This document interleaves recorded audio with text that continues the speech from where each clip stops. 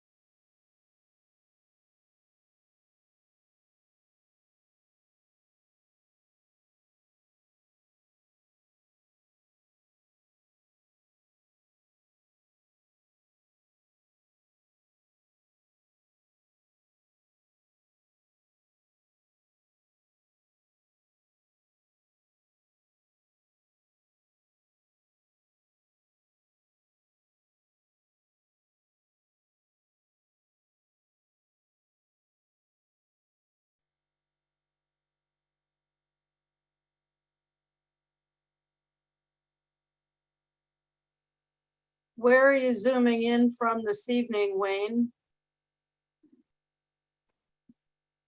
I'm zooming in from the Roman Colosseum without the lions.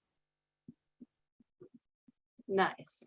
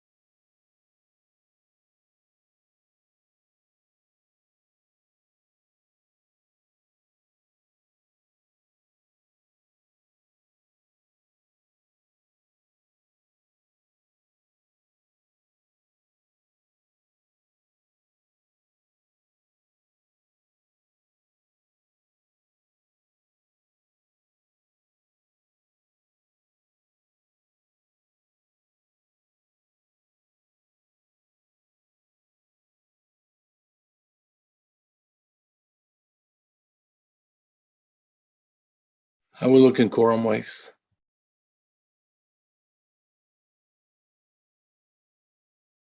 Robin's here. Not yet. We're up.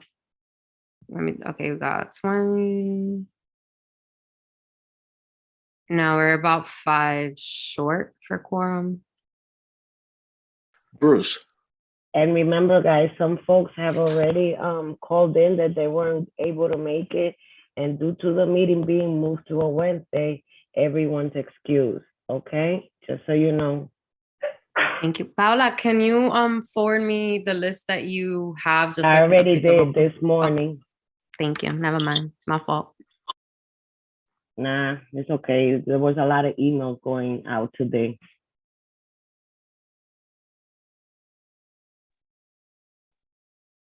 Bruce, you okay?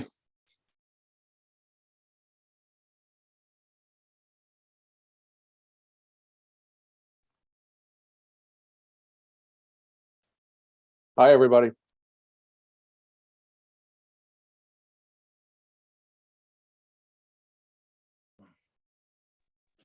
Hey, Bruce. I know Catherine. Hey, Emily. Marie's going to be late. Steve Simon is going to be late. What else is new? So you in 181st Street walking around with a cane or something. Figured you were hurt or something. Are you okay? That's why I was asking.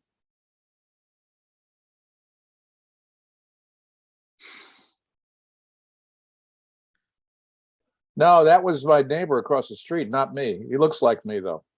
Thank you.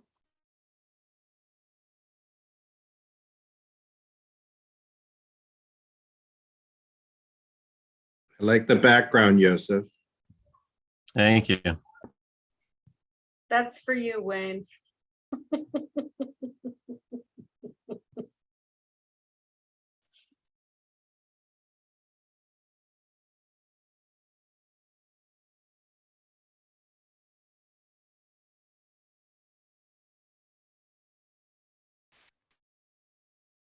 Let's see if we can get anyone else. We got quorum. We have quorum. Yeah. Good. So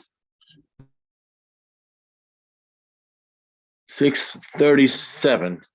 I'm gonna call the meeting to order and go through the formalities of welcoming each and every one of you whose time is so valuable and whose commitment to our community is also as valuable. Thank you all of my heart for making this possible and making sure that this process is as good as it's always been. For the sake of time, I'm gonna move on to try and get us to approve the agendas September 2022. I'm gonna get a motion to get that agenda approved. Any abstentions? Wayne, Not an extension, but if we could just remind anyone who wants to speak during public session, they need to sign up before the list is closed. I think Catherine did that earlier, but thank you for reminding. Yeah, but I know there was one person who contacted me yesterday and they thought our public session was at the end of the meeting. And I told them it was not, but they needed to make sure they signed up before the list closes. Thank you, sir. Any oppositions? No. September 2022 agenda is approved. Moving along to June 2022 minutes. The adoption of those minutes, I'd like to put a motion on the floor to get those minutes approved. Any abstentions? No. Motion passes. June 2022 minutes passed. On my report, just like to give an two things. One, we're going to have the community engagement presentation from NIMIC, NMCIR, I guess it says, but it's actually NIMIC, I think. On to give the staff an extremely round of silent applause on what they were able to accomplish during the summer. With the help of an SYEP student from a cloth, her name is Solange, forget her last name, they were able to upload and digitize every resolution going back to 2000 up until now. So we are in the digital world, people, for the longest time. This is really Catherine Garcia, our first vice chair's idea. It's not mine, so I'm not gonna steal her thunder by claiming so. This has been something that she mentioned, if I remember, Kathy, correct me if I'm wrong, 2 years ago, when we first started working as an executive team. So it's finally done. It's not perfect, although it took longer than expected. Yes, it's something that is commendable. I've spoken to other chairs, and I think that we're not the first, but we're also not the last. So the work that was done, I was there, I was present, and it really did take a lot of extra, putting the extra mile in the effort of doing so. So I'm gonna leave it at that, and thank you guys for that particular work. There were more other things that were done, but that one in specific is really something to be mentioned. are we, or do we have our next presenters as promoted as panelists already? Ebenezer and Paola, are there there? Because I can't see them.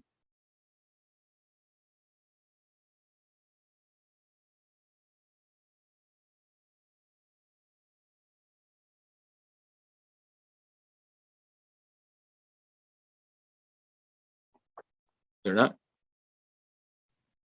Mr. Chair, my hand has been up a while. I'm sorry, Jay. Sorry.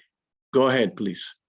Yeah, and I think it's really important that all the resolutions for this century have been digitized.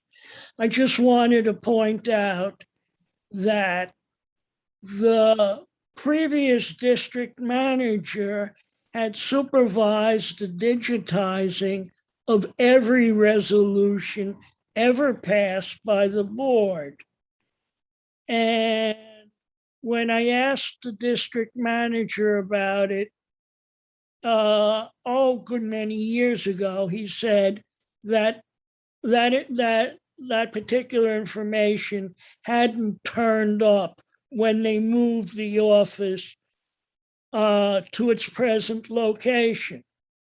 And I was just wondering whatever happened to that previous information, which may or may not be of some importance at some time.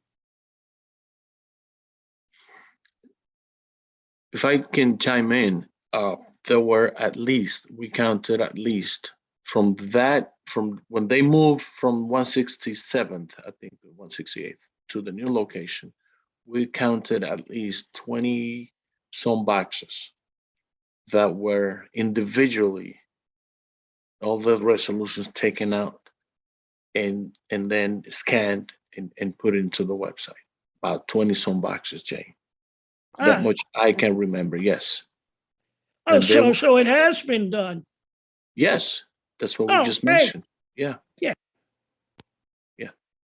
So I do not, and unless they are planning to, or they were thought that they could present later, I'm gonna now move on to your report, Ebenezer and Catherine. You got it from there.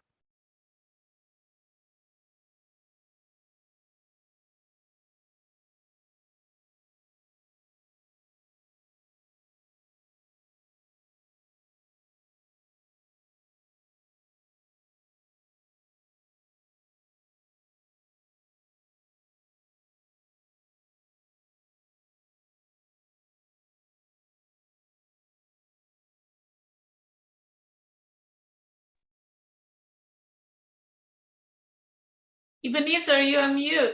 You are on mute. Yes. Thank you, Jose.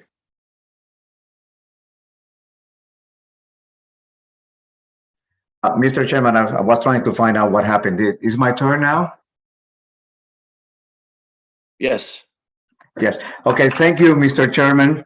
Like you said, I was able to assist the staff to upload the resolutions that was done. You know, the resolution we had it up to a certain time point. I believe it was back the 2007, something like that. But then we expanded to 2000. What we found there in the file cabinets. You will see it in the website that many years doesn't have everything. It doesn't have everything because we didn't have it there. Like I said in the executive committee, I am appealing to the help of the members that have been with us a lot of time that perhaps may have these envelopes that we used to have when we were in person. If you have what is missing, please send it to us and we will able to scan it and upload it. We have the list of what is missing and we can send it to anyone who requested, who has the ability to or continue having the hard copies there. So thank you to Janelle that helped a lot with this, and also with Ms. Almonte, the youth summer employee that helped us. Another project that was completed was to the update of the resource directory with all the information of the CBOs in the district. Many things disappeared, so Paola took action in this particular project. She called every number and every organization that we have, whatever it doesn't appear, so we deleted. So we cut down very slim data directory. Now, I encourage all the new organizations in the district and also board members that organizations that are new and perhaps we don't have it in our directory to let us know so we can continue updating our directory to have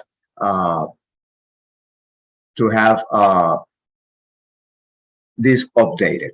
So now, going to my report more details, scooters, e-bikes, and regular bikes being riding in the High Bridge Park path. I observed this action myself, and also I received several complaints from residents during the summertime, and I observed how this bike and scooter has been riding in the park path while people are walking and jogging in a very narrow path and curvy. And we report that to the Parks Department and to the Police Department, asking for help to see how they can deter this action, because something can happen. And we know that 2 sexual assaults were committed by a man riding a black scooter in Fort Tryon Park on September 14 and September 24, respectively. And this occurred in the same section that of the Greenway between 180th Street and Dykeman. Again, a scooter was involved in these sexual assaults, and it's something that before the summer started this year, we were receiving these complaints, and we were trying to resolve it. But now it got to the tip point that it's not acceptable. We continue working with the Police Department and the Parks Department to deter this action and see how it can be reduced to the minimum. 2 hit and runs incident happens this month. One of in the southeast section of the district. One happened on September 21st around 7:30 in the morning. A 13-year-old child was hit by a car when he was walking to take the bus to go to school, and he was hit. Nothing happened, major. A lot of pain on the back, etc., etc. But this car hit this boy and fled the scene of the accident. And I was reported that at 158th Street and Edgecombe Avenue, this took place, but another accident happened on 163rd and Amsterdam Avenue. And we need to follow up with the police to see how this can be prevented, or at least the mother of the boy was called me at the office trying to figure it out how she can get the videos from the buildings around there.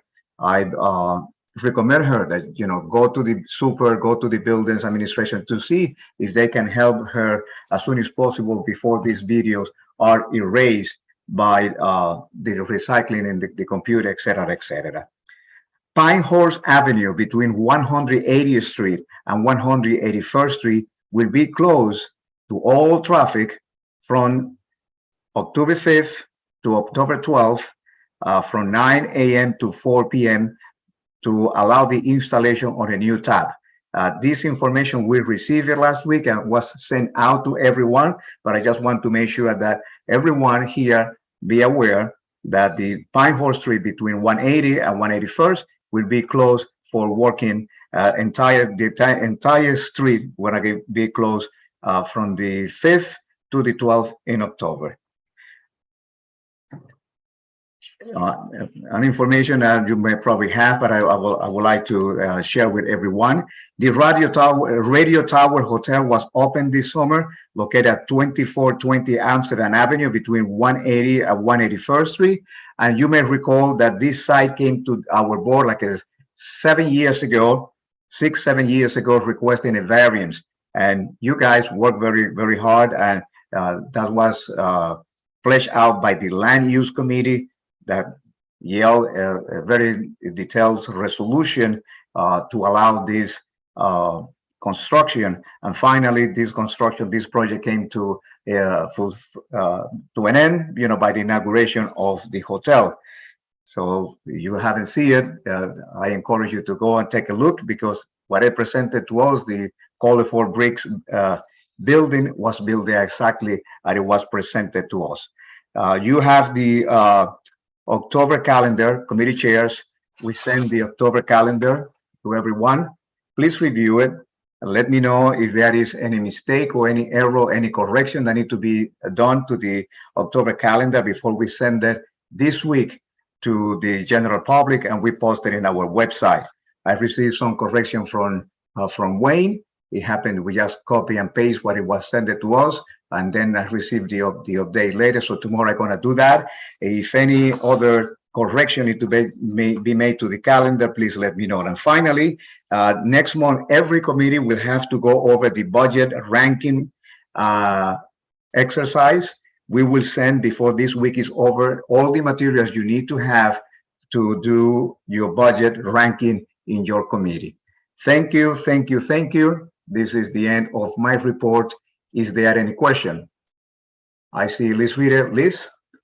Yeah, a couple of things in no particular order. One is sort of more of a comment to my fellow committee chairs. In addition to the information that you're going to be sending, and thank you very much in advance for sending that, I personally find it helpful to go through the prior year of minutes to see what came up in meetings, because that's not necessarily going to be something that is going to be captured in what we had done last year when we did our ranking. So I would encourage all of the chairs to go through that and add items that may have come up in the previous year. On the agenda items for October committees, I'll send you some changes, but just in general, when I send my meeting agenda, it includes a bunch of bulleted items under announcements. I don't need for those to be listed as agenda items on the calendar.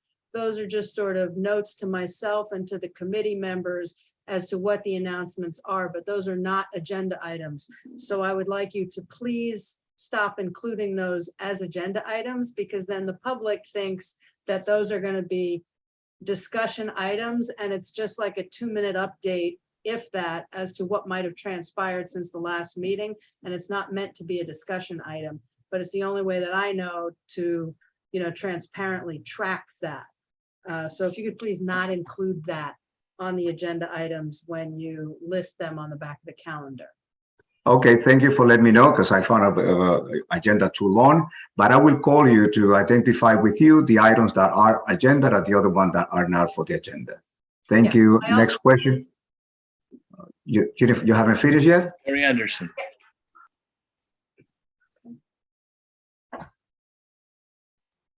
Mary, you want to mute yourself? Angel and then Catherine.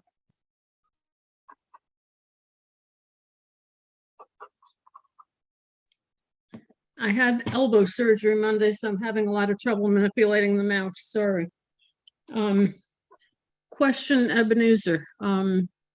You were going to send me the responses from last year to the budget.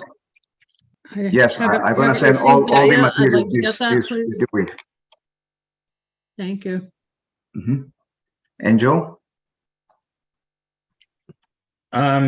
I know that you shared it during the executive committee meeting last week, Ebenezer, but if you don't mind just sharing with the rest of the board the information about the organization that's scheduling cleanups around the neighborhood, particularly the 191st Street tunnel and the syringes that are found in that area. Yes. During the district service cabinet meeting, I have a subsection section suggested by Council Member De La Rosa back in January this year. She wants that the agency responsible to clean the train station and maintain the train stations clean give a report every month. to us, including the police department, MTA. At that time was a project renewal, but for all this month, project renewal was not never participating. Finally, for this time in September, On Point NYC came saying that they used to be project renewal, and now they are On Point NYC, and they are responsible for cleaning not only the subway station, picking up needles and syringes and drug-related paraphernalia. They do that on the street and parks. They start working very early in the morning, around 7:30, and they do that. I was very happy that this agency came to us, and finally I have a direct contact that I can call and follow up. Our chairperson, Eleazar Bueno, is asking them, or is trying to bring them to one of our meetings, either the general meeting, next general meeting, or a committee meeting next month, so to flesh out and really hear more from them. They have a new location on 180th Street. Project renewal. Yes, you're right. I got confused because I talking from my mind. I forgot. Yes, it was the corner project. It was that one. Now the name is On Point NYC, and like I said, Elias, what is try to bring them to one of the meetings so we can speak and flesh out the strategy, how they work, and et cetera, et cetera.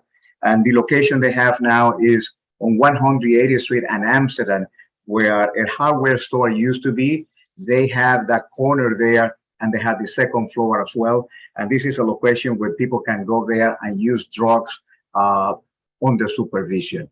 So we plan to bring those people and have more information. Thank you, Angel, for reminding me that I didn't put it on my notes for today. Catherine. This is actually more of a kind of comment context. I can't, I'll really, sorry, related to the budget. I'll let Debbie go ask a question first, because my point's on the budget, and then I'll move us to the next agenda item. Debbie? Thanks, Catherine, and thanks, Ebenezer. I just want to highlight, and only if people think it would be helpful for the community and including fellow board members, that there is an outreach and public safety number that anyone can call to reach On Point, and highlight, sometimes there's an area that isn't usually affected, but is affected, or no matter, or something frequently. They try to get somebody out within an hour, and they will send a picture. So it might be helpful for us to communicate out that public safety and outreach number that the organization maintains. And I found it very helpful when there's a hot spot that people are reporting. And I've had it happen. I've seen it happen in minutes, not even an hour. I don't know if they can always do that, but it was great to know that that was there and anybody can call it. Thank you. Thank you. We're going to continue working with this organization and bring more information. In the meantime, the main purpose at the District Service Cabinet meeting was the cleanup of the needles. But yes, we want to find out exactly what they do and how they operate, and they're coming back. Jamila Sandoval. Hi, everyone, from the Councilmember Carmen De La Rosa's office. Just wanted to share that I do have the number for the hotline that they use, and they're very responsive, the organization On Point. The main issue, obviously, is that they have a very small team that's in charge of picking up needles. So in the cabinet meetings, Ebenezer has the rest of the agencies reporting on what they're doing on their end to ensure that they're not in the train stations. Just wanted to share that. Thank you. Thank you. Catherine? Yeah, No, so it's not really related to your report. So since you have no questions regarding your report, she's gonna now moderate it from moving forward. So yeah, no, okay. I mean, I do have Thank something. you. Thank you. Okay, thank you, everyone. God bless you all. Yeah, thanks, Ebenezer. I wanted to add a little context because I know he talked about sending the budget rankings. We talked about it last week during the executive meeting, but because we do have a lot of new members that didn't start just in June, but also folks who started, I think, in the spring or January, That's the first time. So every fall, every usually September, October, we a big part of our role on the board is to rank the budget needs, right? So to be able to say, for example, like we need these streetlights immediately, and this is an urgent need, and we rank them. Whether it's 1 through 100, 1 through 200, but there is, I don't know the number off the top of my head, sorry. But there is a top number that gets sent and that gets ranked down to the office of something budget, sorry. It's not my day today. Point blank, in our committees in October, you will be discussing, you'll be reviewing, hey, these are the initiatives that we asked to get funded, or the projects to get funded. And that includes kind of both capital projects. So, you know, building, it tends to be more land use heavy, and infrastructure budgets, or if maybe programming and services. And so in our committees, we discuss those, we rank those within our committee. And at the end of the month, there is a separate conversation. It's a public hearing that is for board members and also for members of the public, where they get to see those rankings, right? So the office takes it and makes it a really long spreadsheet. And then they also send to you what they said last year, right? So there's some projects that are ongoing and they will let us know what didn't get funded and why, or maybe some things did get funded and are getting kicked off. So that's gonna be included there. And so stay on the lookout for those emails on the hearing and on that. And I would just add specifically during your committee is a great time to ask questions on what that process is like and, you know, what kind of things get funded and don't. So, okay, sorry, that was just my rant there. I will move forward now to the next item of the agenda. Catherine, right quick, just to add to your comment. A couple of years ago, we had Beta NYC.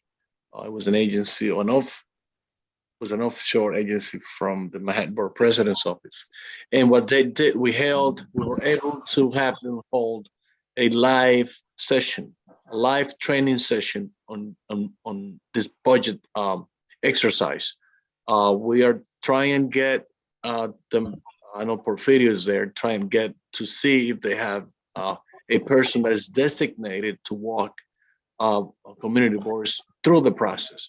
If not, we have extremely experts in this matter, people that have been here long enough that we can do a live session for the new board members so that they can potentialize the experience and bring as much benefit from it, but having a person walking them through it. So that's something that Catherine and Angel, we're gonna be talking about offline to see how we can make that happen. And I see that you have two hands on your question there. I guess Aisha and then Video.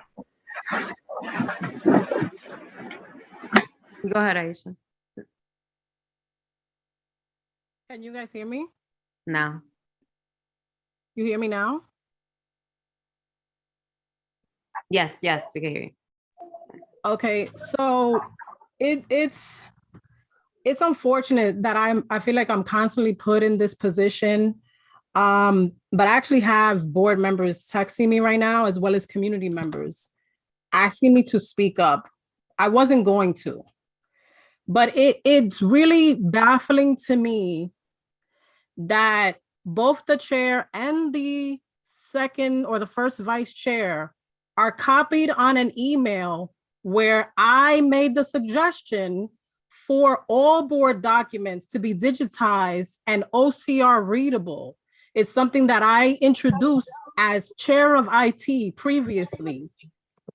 I also introduced the idea to have volunteers support the board staff in doing so. And in fact, if they only at the point of creating every resolution activated the feature that when you save that document, it automatically creates it as an OCR, this work would not need to be done.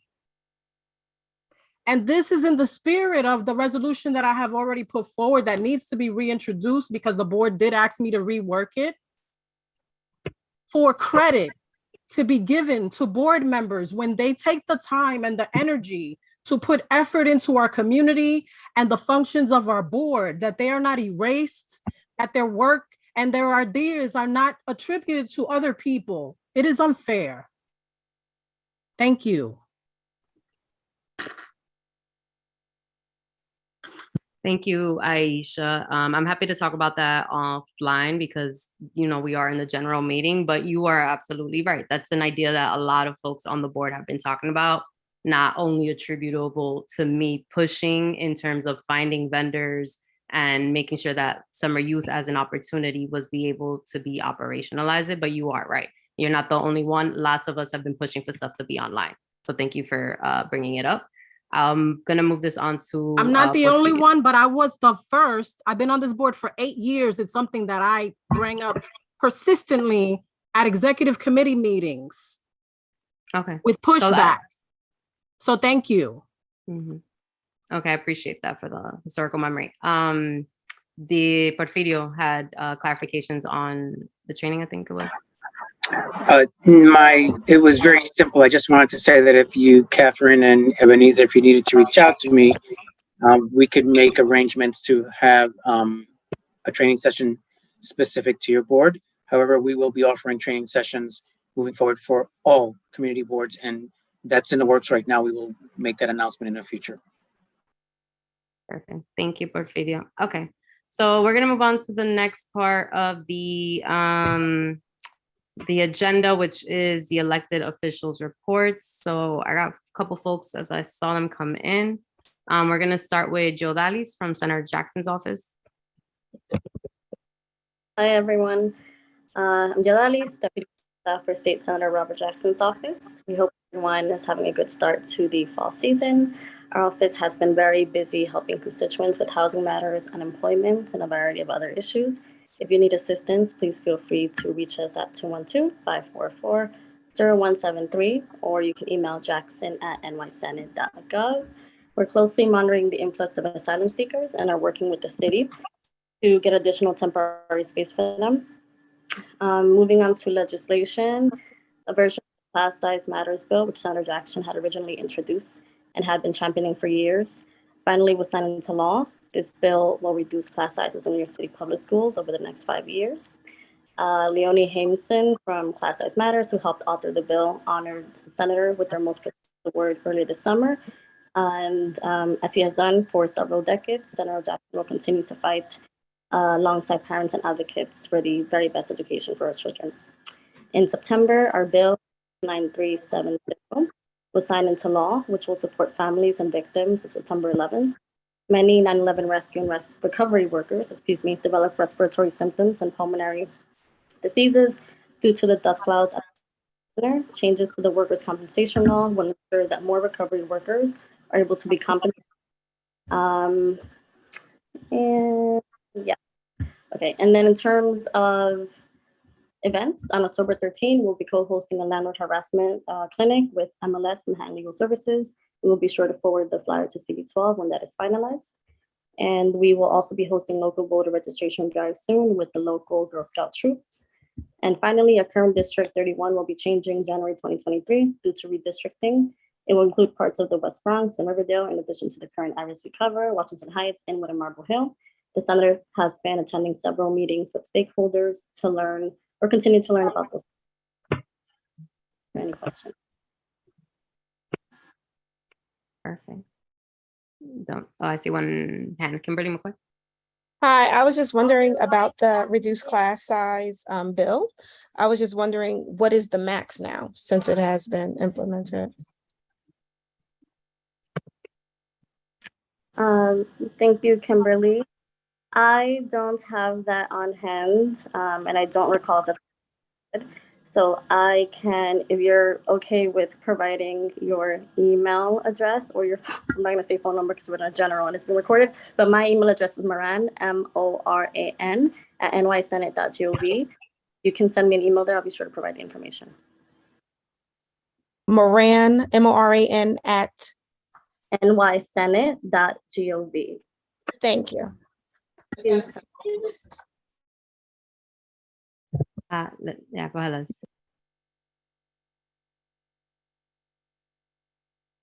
Liz? Your hands Yeah, up? thanks. Oh. Yeah. I do weekly meal deliveries and brought some meals over, in addition to the community fridge, over to the Henny Hotel. And in the course of talking to the social service agency director that is coordinating services for some of the families there, he indicated some very specific needs that some of the folks staying there have. So I was wondering if there's any way that the senator's office can, is there some kind of like drive or coordinated community activity that we can have to get, Councilmember De La Rosa, you were also at the meeting for the folks at the Henny Hotel. Is there any way we can have like some kind of coordinated drive of very specific items, which I know is kind of a fluid need. But there are so many people in the community who I think want to help support these folks, but I wouldn't want the hotel staff to be overwhelmed by like well-intentioned donations that might not be what's needed. So what can you guys do? What can the community board do? What can the community do? I'm sure we can put something together. Liz, do you have a contact for that hotel so that we can start having conversations? I do. I can email you that information. Thank you I so also much. have some information. I don't know if it's my turn yet, though. Actually, Liz was the last hand, so if you want to do that and then dive into your report, you can go ahead. Sure. Well, thank you so much, Liz, for the question. We've been working directly with the Dominican Women's Development Center. Unfortunately, as you all know, this is a citywide crisis. And actually on Friday, we're having a hearing through the Immigration Committee to deal with some of the high-level policy issues that have come up from this crisis. But locally, we've been working with a coalition of nonprofits that include the Dominican Women's Development Center, NIMIC, Dominican USA, the Cabrini Immigrant Services, New York Presbyterian, and others to try and assess some of the needs of our new neighbors that are coming in. At this point, 52 families plus almost 60 have arrived in Washington Heights. We are expecting more. Among those, about 30 are children. The youngest age is about 11 months. The oldest is 18 years old and she's pregnant. So she will have a baby soon. And we have been working with DWDC to provide, DWDC has been providing social work, one-to-one services. They've also been collecting some items. Obviously, the weather is changing. Some of the things that are needed are like hoodies and coats. New or gently used socks are something that has been expressed to us that is a huge need, as well as shoes and underwear and feminine hygiene products. So at the drop-in center, the LGBT drop-in center that Dominican Women's Development Center runs out of Holy Rood Church, they are collecting. They don't have a big capacity. So we're asking people to, be judicious about what you bring. We were able to secure the donation of several pounds of rice, oil, and some other cooking materials. The church volunteers have been cooking for these families that are staying at the Henny Hotel. And DHS is also providing some meals.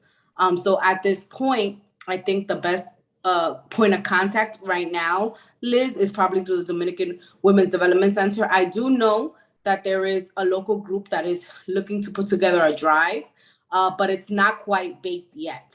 I believe that they're going to be coming out with the details of that in the next week, and I'm happy to share that once I have it. But the basic necessities are really those hygiene products, as well as socks, anything that will prepare them for the winter weather.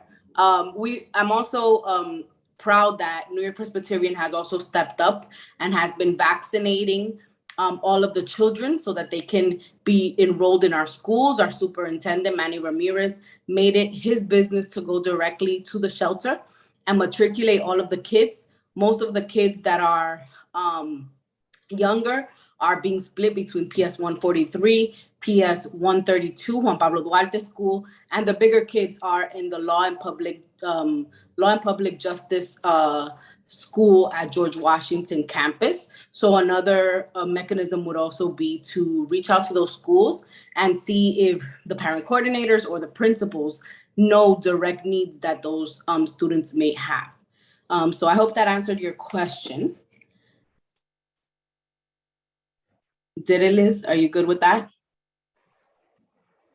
Yes, thank you. Okay, perfect. Can I just, sure. Just for the purposes of the minutes, can you tell me the schools again where the students Yes. PS 132 Juan Pablo Duarte. Yep. PS 143. Mm-hmm. And within the George Washington High School campus, the School of Law and Public Service. Okay, thank you. Okay. Okay. So as far as our report from my office, just quickly like to extend an invite. I know there's a lot going on this weekend, but on Saturday, my office will be, in addition to joining Faye at her Building Bridges Walk, we're also hosting the family of Ramona Elizabeth Rodriguez for a street co-naming. Ramona Elizabeth was a member of our community that unfortunately was killed by her partner last year. And we will be co-naming the corner of 167th Street and Audubon in her honor. Her family has started the Long Live the Butterfly organization to combat domestic and intimate partner violence in our community.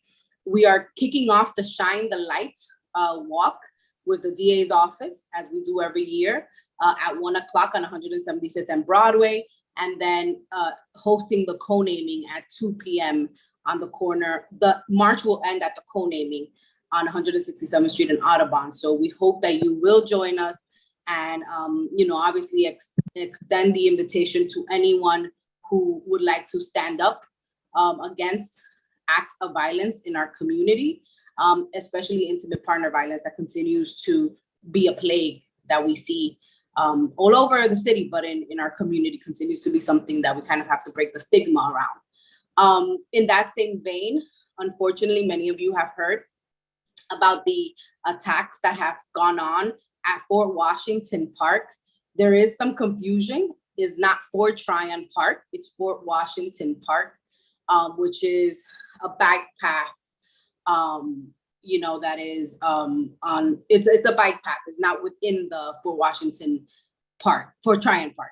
So we have been in contact with both the Parks Department. We had a call earlier this week with, I think it was yesterday, with the new Manhattan Borough Commissioner for the Department of Parks, as well as our colleagues in the NYPD. This is something that is very important for us to address. And I just wanted to let everyone know that we are working on this issue to make sure that there is plans to make sure that the park is safe for everyone to use and not feel that fear. This is something that is distressing for many, especially the women that use the park and families that use the park. And so I just wanted to echo the fact that my office has been in contact with the authorities, and we will continue not only to monitor this information, but also to make sure that that the authorities are informed of what is happening. Please feel free to talk to me offline. I know this is a triggering subject for many, and so I don't want to spend too long on it, but if there is information that you need, resources around domestic violence or sexual assault, please reach out to our office. We have some resources available and are willing to have those conversations offline. My office has also started this year's cycle of participatory budgeting. We've held 6 neighborhood assemblies so far. We have an upcoming neighborhood assembly that will be remote. And then the final one will be at St. Stephen's Church in Marble Hill. And so we will make sure that the board has the flyers. We updated the Zoom link one for the remote option for October 14th, if I'm not mistaken. And so we'll make sure to get that to the board so that everyone can have the information at hand and join us for our participatory budgeting cycle. In addition Hi, to that, Carmen, you're at time, and actually I do have a hand for you. okay, If that's okay. that's Also, fine.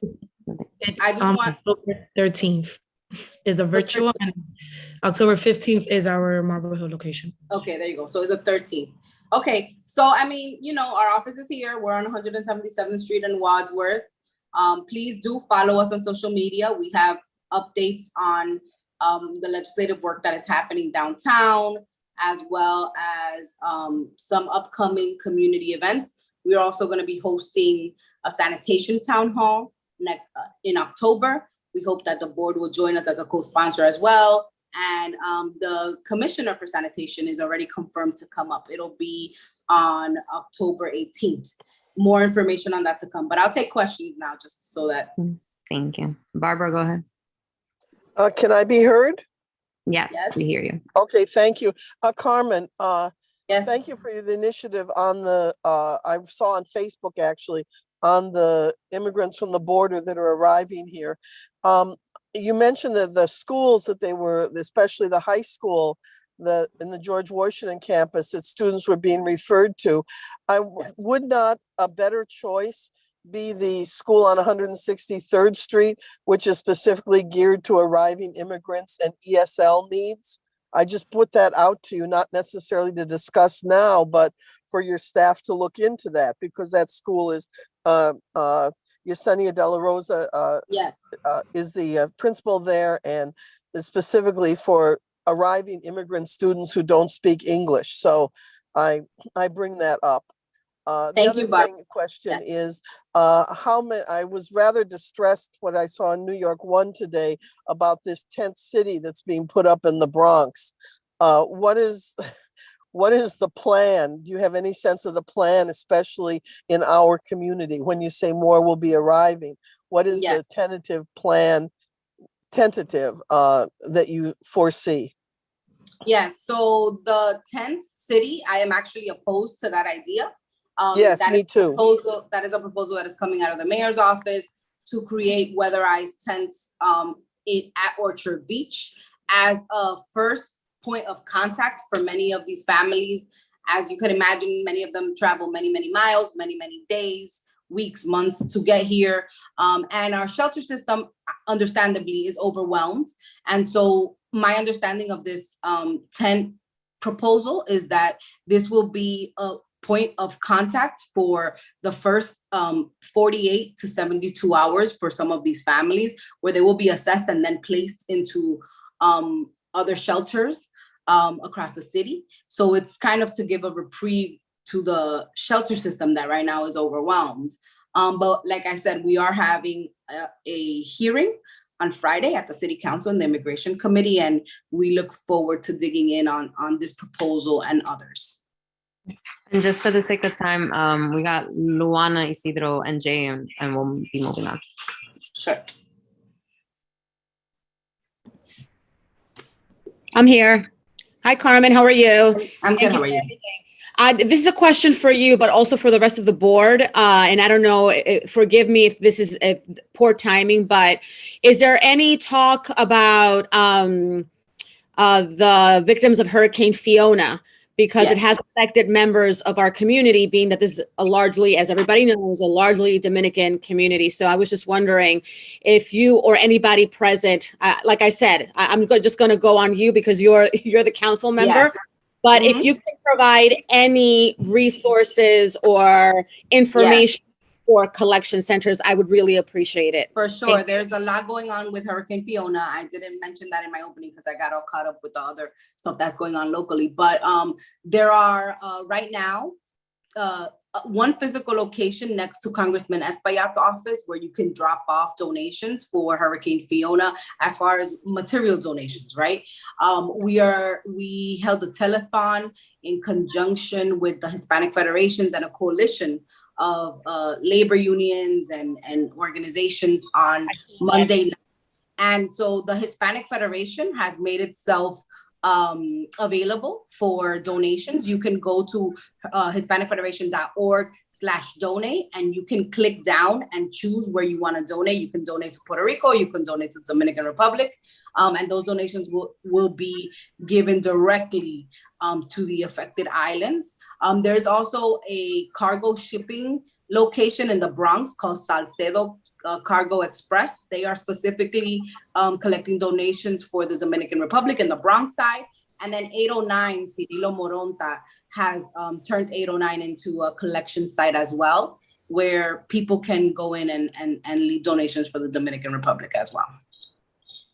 Thank you so much, Council. Isidro. Thank you so much, Catherine. Council member, thank you so much for bringing the commissioner from the Department of Sanitation to the commercial corridor of 181st. Really needed. I think that some of the trucks that we have been at 181st stay there like for the longest. And the fact that you brought the commissioner and this issue was brought up, I think is going to improve the area. So I'm looking forward to meeting you on next walk around when the commission does come to Washington Heights. So please let me know, keep me informed to see how I can help. Yes. And I think that, you know, we're moving forward with the idea of assisting our small businesses here. So thank you so much once again. Absolutely. So Isidro is making mention. I brought Commissioner Tisch uptown. We walked the commercial corridors, both Dyckman Street and all of St. Nicholas. I do want to just flag that there is going to be changes. We've started having the conversation at the city council about the sidewalk sheds. And there is going to be legislative changes to that program. I'm happy to speak more offline or come to one of the committees to talk about the legislation that is being proposed. This will impact our small businesses, but I believe that is a needed change because some of those sheds are hazardous, not only to the health of the community because of the physical hygiene, right, of the community, but also some of them are in a state of disrepair. And so one of the things that we witnessed on that walk with the commissioner was some unsanctioned sheds that are attached to nothing and have propane tanks attached to them. And so they've promised us that they will be coming in and doing enforcement against those sheds in the community. And so I look forward to having that conversation in the committee structure. And also, Isidro, we've invited the commissioner of the DCWP, Consumer Affairs, basically the old Consumer Affairs Agency, to walk the commercial corridors. And so I will let you know when that occurs, so you can invite some of the committee members as well. Thank you. The last time, because I said it, Jay, and then we'll keep going on because we got a couple people waiting. Yeah, it's just really a minor point, or maybe not such a minor point, but about that tent city in Orchard Beach, the 24 to 72 hours isn't a hard figure.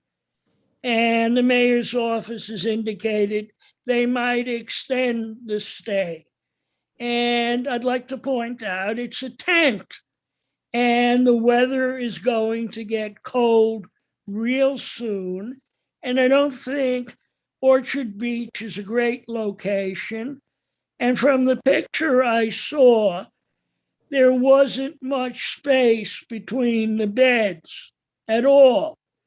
They appeared to be lined up, and it looked sort of like an army barracks thing with the thing. So I just wanted to add, I think this is a really bad idea, and I think you should oppose it in every way possible. Oh, I have been, Jay. I've been raising heck at City Hall about it, and we will be having a hearing on Friday. I invite you to tune in. So I'm sure this will come up, but I am completely opposed to the idea. It's hurricane season. Putting people by a beach is a horrible idea.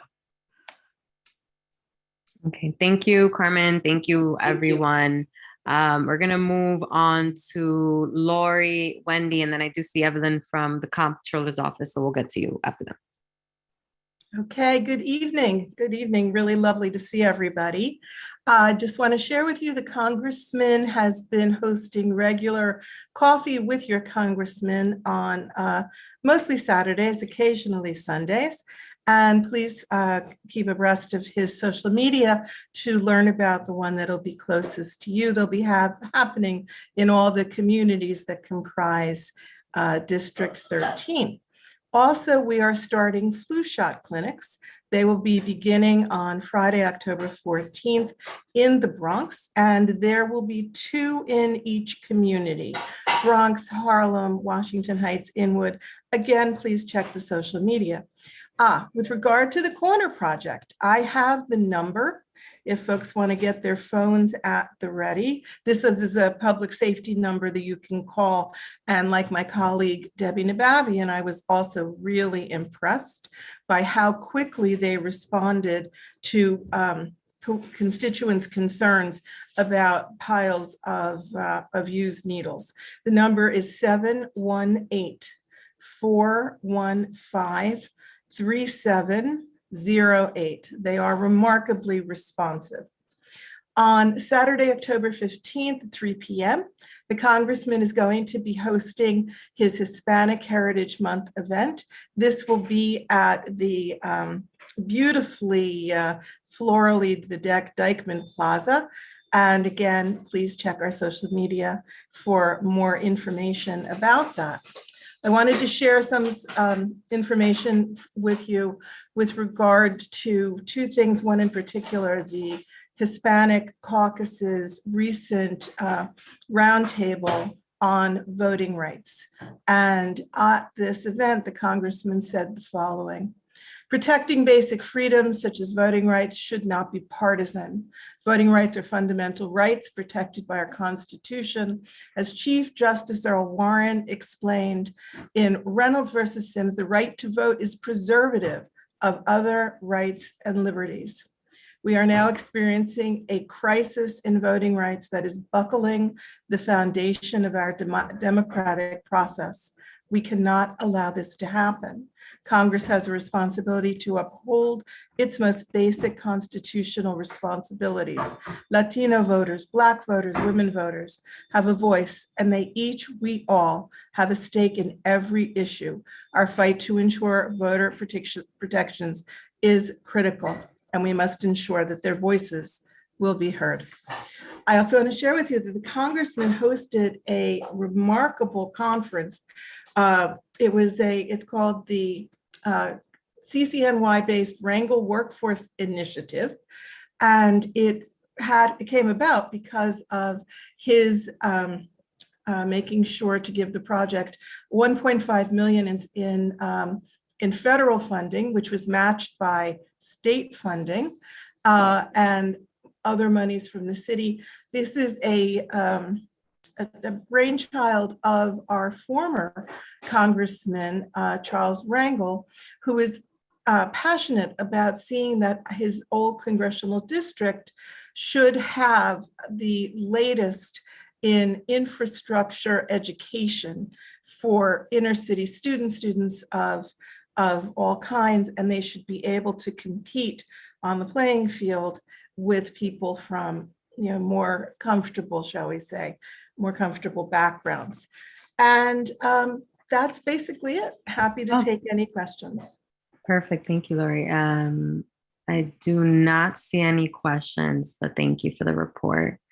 We're going to go on to Wendy Olivo from the Assembly Member's Office.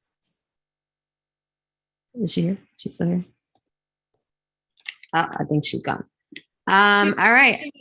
She was here, but she texted me and said she was having some Wi-Fi issues, and she's trying to get back into the meeting. So okay.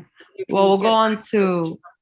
Thank you. Yeah, we'll get on to Wendy from the Comptroller's Office. I'm not sure if it's your first time here. Evelyn, sorry, I don't know why I said Wendy.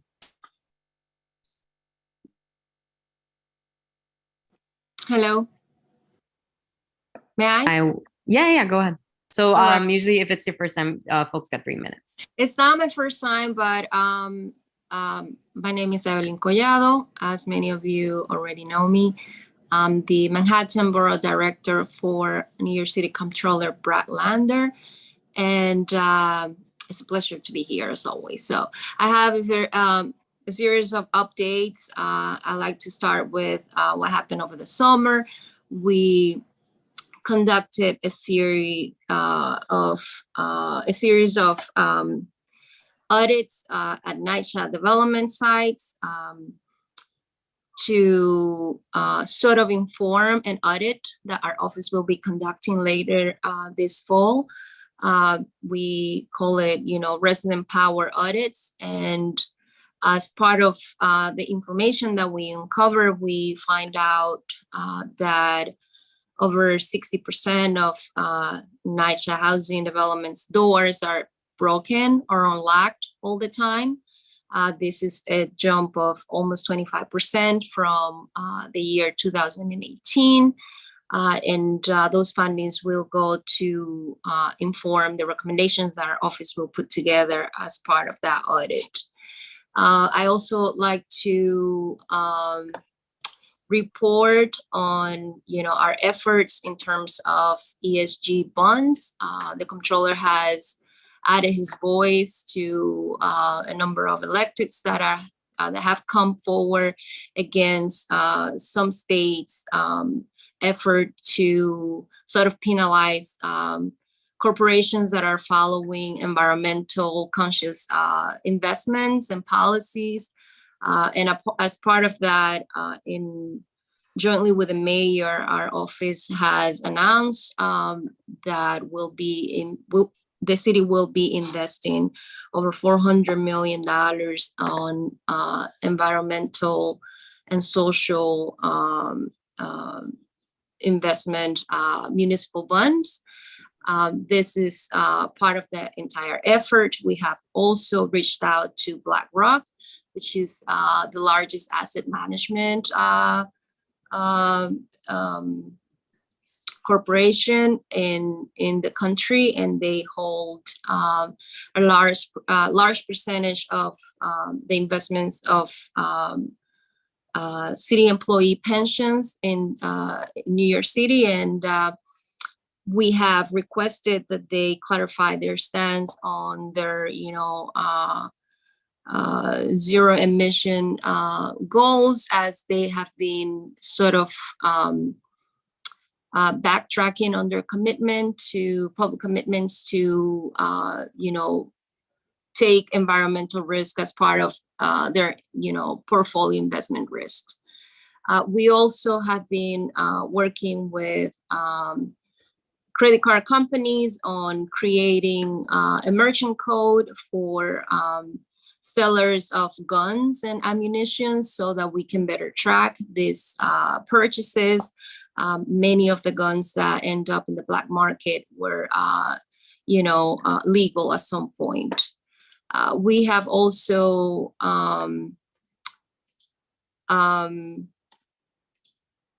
put out a statement today in regards to the mayor's announcement of the proposal to open the humanitarian emergency response and relief centers to triage the needs of the hundreds of asylum seekers that are arriving in New York City from Texas and other border states.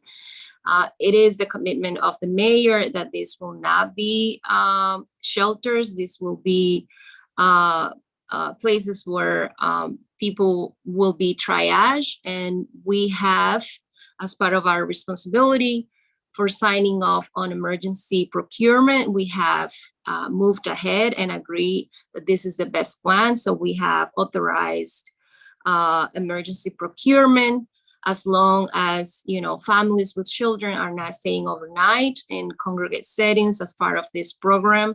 Also, that regular transportation is provided between Orchard Beach and Mass Transit, and that anyone looking for seeking shelter in New York City, including asylum seekers, are, retain the right to shelter under the New York State Constitution. I'm sorry, Evelyn, we're actually at time.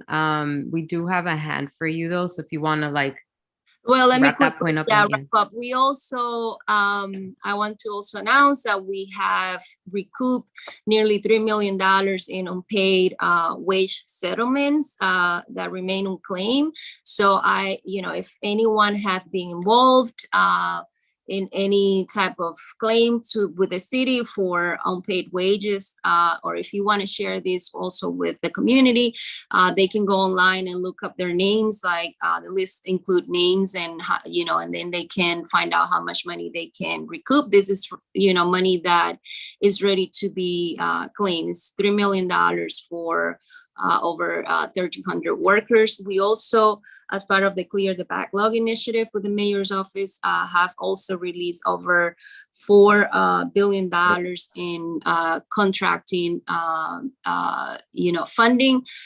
So this is part of everything that is going on with the office. I have many, other updates, but if anyone wants to go ahead with a question, that's fine. I'll take it. Yeah, Tanya, that's you. It's actually not for Evelyn. Okay. But congratulations on the new assignment, by the way. I just had a question. It was actually for Jamila. Everything that is going on with the office, I have many, other updates. But if anyone wants to, Wait, why is it go that ahead with the hearing question, lags? Yeah, Tanya, that's you. Okay, what's going on? I don't know. I'm hearing multiple. Hold on. Let me get some full. I'm gonna just mute you, Tanya, just in case. Someone is. All right. You had a question for Jamila. Jamila, can you throw in your Can you just, if anything, via email, if that's okay? Just because we got one more. No, I want to say it out loud. I'm sorry. That's okay. Yeah. Go ahead. Go ahead if it's. Thank you. I just wanted to say I meant to say this to the council member when she was here, but I was distracted about Dykeman Plaza. I've been getting complaints about the things that are going on there, including blocking the bike lanes with events that can create dangerous conditions. People send videos of bikes backing up on each other and crashing into each other.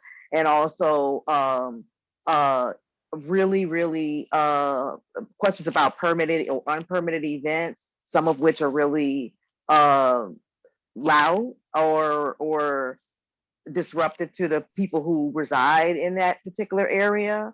Like I said, I've received a number of people complaining about it. So if the council member can take this, would love to find out what the plan is to address that situation, because the plaza is there, but it also has to be considerate of the community as a whole and what's going on. And I definitely don't want to see dangerous conditions happening, with what I've been shown with bikers, running into each other or running into people who are there. Jamila. Yes, I'm Jamila. happy to follow up with you and the council member directly, but I just want to say that and and put that out there just so it's said. But it's just been something that's keeps coming to me, and it seems like it's just continuing. So I'm just saying something now. Thank you. Thank you, Tanya. I'm here. I'm the council. Oh yeah, okay. I thought you were gone. Okay. My name says Jamila for some reason, but we can talk offline.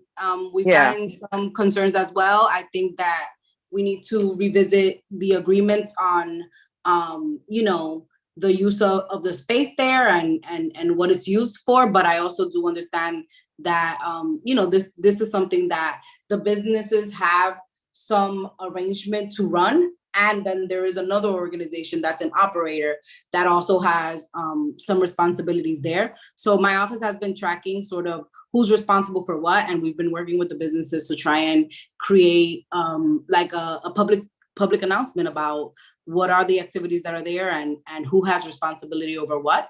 But it's something that I'm happy to talk to you offline. Thank you. Okay. All right, thanks. Next up, we have Porfirio from Manhattan Borough President Office. Thank you, Catherine. Thank you, Chair Bueno, community members. The sad thing with going last is that so many things have been said that I was going to report on as well. However, let me begin by saying the Manhattan Borough President spent the summer visiting the entire borough, taking in the diversity and cultures of our city in many block parties, night shift family days, various parades, street namings, and national night out, which was a huge success. Our office has distributed over 4,000 special Manhattan Borough President bags with COVID test kits, high quality masks, our signature pen, and our newsletter and resource list. I also wanted to say that on Monday, we did a tabling with Metro Health Resource Fair, and we reached over 500 families at the State Park on 145th Street. We actually have extra resources. So if you have any schools or local organizations that may want those services or tabling, just reach out to me, please. We all understand what is the huge situation now with the asylum seekers. So the Manhattan Borough President's Office has partnered with the New York Immigration Coalition to provide necessary items to these families. And our offices are open for donations at both 1 Center Street and our Northern Manhattan office at 431 West 125th Street. Now, the needs for these people are very specific, but the immediate things are for toiletries, hygiene items, such as body washes, toothbrushes, menstrual products, and new packaged clothing, especially t-shirts, underwear, socks, and diapers. We will have further efforts that are happening into the future. And as far as the hurricanes go, we feel very strongly that it is important to work together. So any amplification that you need in terms of any organizations that are doing collections or outreach, please reach out to our office. We're helping to amplify those things as well. Last, I'm going to say 2 things. The mayor issued an emergency executive order 210, which extends the emergency ability to have open community boards virtually until October 22nd. Last, tomorrow we have a special event to help celebrate Hispanic Heritage Month. That's Thursday to September 29th at 6 p.m. at the Silberman School of Social Work at Hunter College in East Harlem. So please register in advance. Our website is available and has a weekly recap of all of our events, legislative updates, and things going on and out of our office. Thank you so much. October 22nd. Last, tomorrow we have a special event. Are there any, I don't know why I can't see the participant list right now. Are there any, weird, are there any hands? I don't see any. Yeah, Literally, I can't see any. There's a question on the chat that you may want to take a look at. It is a question to Evelyn. You want me to read it No, out but loud? Evelyn can respond directly since she's on here as a panelist. So, Actually, no, in conformance with the open meetings law, the question You're right, should thank be you. read out loud, and Evelyn should give her response out loud so that everybody has the benefit of hearing both the question and the answer. Yes, you're right. Thank you for that. So we have a question from the public on to Evelyn. The mayor has plans to eliminate community control over housing. What are your attitudes about his plans to remove community boards from having any input into zoning? Right. So I would like, instead of taking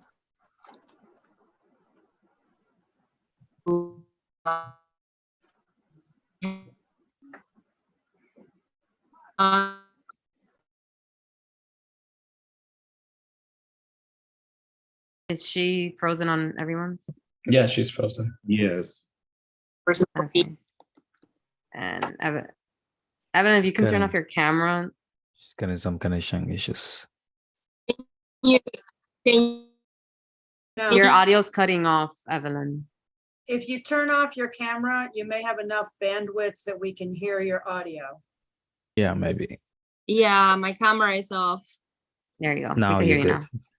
All right, so I say that I will, that I propose that we invite our housing policy specialist to come and make a presentation on this issue of housing and community board oversight, as she will be better positioned to give you appropriate information on it. Do you get that? Yeah, just in the interest of time and being able to have a really robust discussion on that, I would respectfully request, not that it's up to me to give other chairs agenda assignments, but that feels like a great topic for the next Housing and Human Services meeting. And that would also mean that we would be able to potentially get that information a little bit sooner, because our committees all meet in the first couple weeks of the month. And as we just heard from Porfirio, we'll still be on Zoom. So it will be a lot easier for your relevant staff member to like pop into a Zoom, and the 20 minutes that presentation takes will take him or her 20 minutes because there's no transportation. Evelyn, if you could, sorry, minutes. I'm sorry to interrupt you, Liz. It's just for we have 37 items tonight. Evelyn, if you can email with Ebenezer on who the exact contact is, and then they can take it from there. I appreciate everyone. Yeah, thank you everyone we had lots of great reports from over the summer. Next up on our agenda is the public session. Sorry, how did I forget that? All right, everyone, time for the public session. Hopefully everyone is still on. Again, it's 2 minutes. Jonathan, I know you've been playing with the timer all meeting and usually it's on your screen. Can you share the timer for the screen, and I'll make sure the audio is muted. So the first up, we have Adriana and Altagracia, who will be sharing their time, talking on behalf of an or a local organization. So feel free to introduce yourselves. Thank you so much. This is so exciting. Hi, Community Board 12. We are Children's Aid Early Childhood. We have programs all around the city, and specific. Is there a way to mute that? Sorry. Hopefully. Go ahead, go. Of an or a local organization. Oh, it's so weird. Yeah, no, sorry, it's a little distracting. Yeah, I think you just have to remove it. Just Is there a way remove to the show it timer. without the voice? I don't understand why that's happening. Let me see. Sorry about that. I'm gonna set your time up again. Jonathan, if you can just remove it from the screen, and I'll be on the lookout for you to give the notice. But by the way, if you look at Jonathan's screen, his timer's there. So yeah. Oh wait, can you give us the 2 minutes again? Yeah, I'll give you the 2 minutes, and I'm gonna start you all up again. Don't worry. Awesome. Thank you. We Okay. can start from the top. Go ahead. Now. Thank you. So Children's Aid Early Childhood Program. These are preschools all around the city. We have programs for 0 to 5-year-olds. And specifically in your area in Washington Heights, we have spots for home-based program. I have my colleague Alta Gracia, who is a family advocate at the center. Go for it, Alta.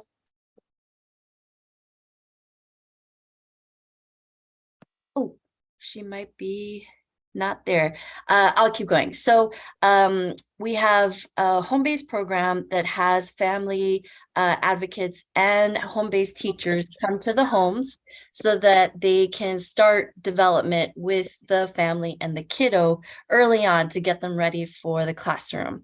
If you have any questions or want to look into our program, you can call this number. Get your pen ready.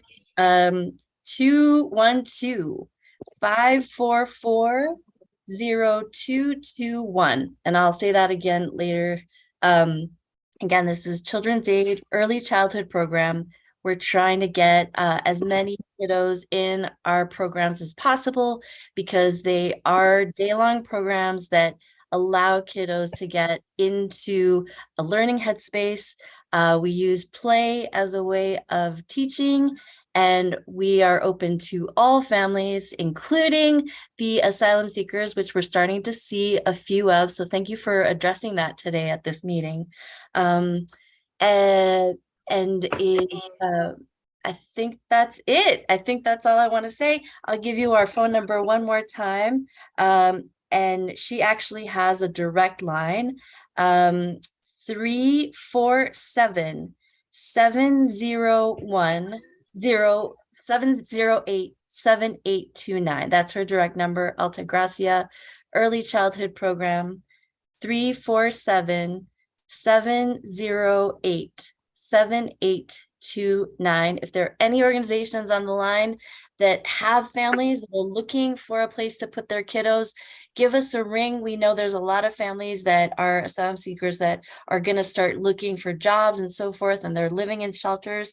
We will gladly get their kiddos into this headspace to be able to learn, start learning English, so forth, while their parents get settled in New York City. Thank you so much, you guys. You guys are awesome. Thank you, Adriana. And even though we couldn't hear from Altagracia, I'll let her know she's feel free to come and join the public session anytime. Thank you. And the group as well. All right, next up we have Jeannie Dub now from Rena. Hi. There you go. Okay, hi, everybody. Hi, nice to talk to you guys. So, I mean, I think everybody, and I'm sure the CB12 knows that housing is one of the most important issues facing our community. You guys, I know several times years ago, voted, you had an actual vote where you voted against some of these high-rise, unaffordable buildings that are being planned for Washington Heights. In particular, there's the 158th Street. There are two high-rise buildings that are being planned. They want to destroy 3 brownstones and instead put up a 17-story unaffordable building. 153rd, okay, I know that's 153rd isn't in CB12 area, but there's a lot of other buildings like on 181st Street, 184th Street.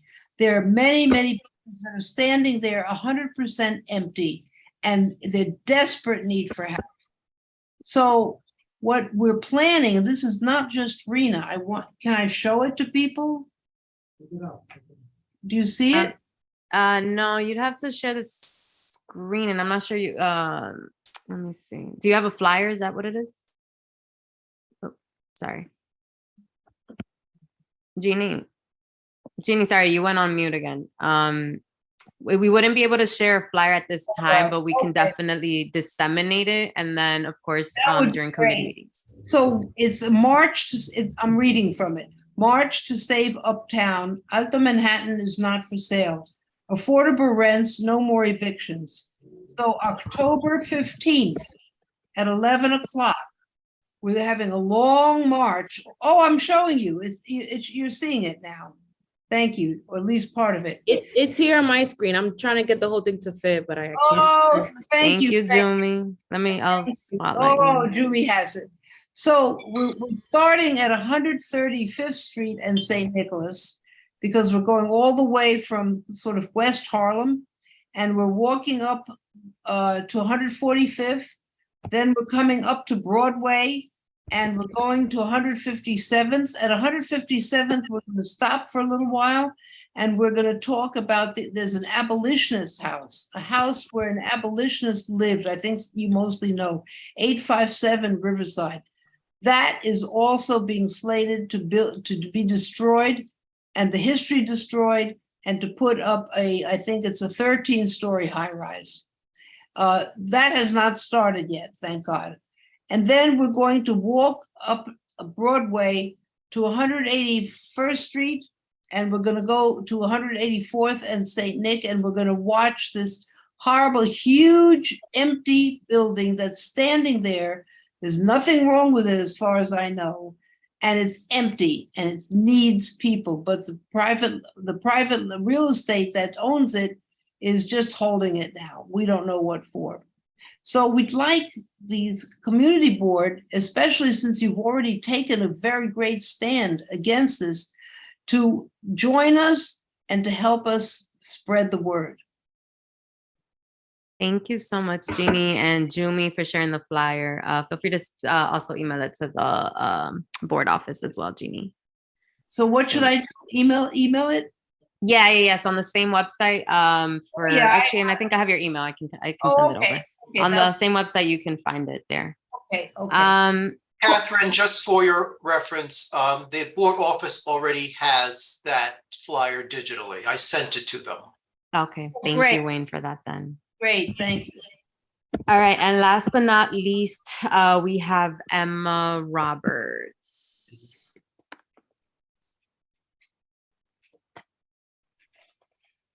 Hi there, can you hear me? Yes. Hi everyone, I'm a 14-year resident of Washington Heights, and for 7 years I've lived on Elwood Street. And this is my first time at community board. I'm really grateful to be here and to hear all the wonderful things that are being discussed. I also ran a harm reduction program like On Point in Harlem for many years as well, so I'm connected to that group, and it's so nice to hear the support from the community board in this meeting for that as well. Also seeing a lot of extra syringes up in Fort Tryon Park at the moment, which I'm in conversation with them about. I wanted to come for some guidance, to raise a concern and some guidance from community board as to what to do as a local resident who is increasingly concerned about the policing of our block, especially around celebrations. For the last 5 years, our block has been completely shut down by the police on Dominican Day. And our folks are not allowed to celebrate, including our elders who often come out and sit on the street when it's really hot so they don't have to run their ACs as much. And they just completely barricade us off. And I just don't feel that that's the right approach to policing. I recognize that there was an incident on our block about 5 years ago when some young people were intoxicated and threw something that hit a police officer. I get that, but I just feel like that kind of policing is not the right approach. Why can't we have a more positive solution-based approach? And I also want to connect to Jeannie's earlier point of I'm sure you all know, right? There's a huge development on the corner of Sherman and Elwood on the old Packard building site, which will only increase the gentrification of our area.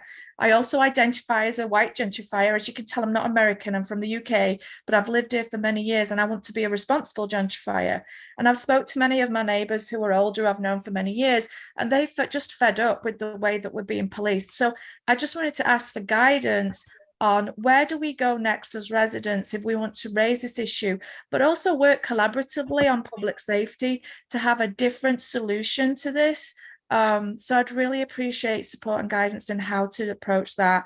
We're also looking at, there's a piece of land behind my building that's actually enclosed piece by the other apartments to perhaps look at a community garden there, because many of the guys on my street are currently, I call them HUD allotments because that's the word for community gardens in the UK. They're actually growing corn and peppers in the little areas around the trees, which to me is an amazing community. And I know it's an old school thing that used to happen as well in old days where they'd throw balloons with seeds in to kind of grow things on vacant land. And I believe that land is also city owned.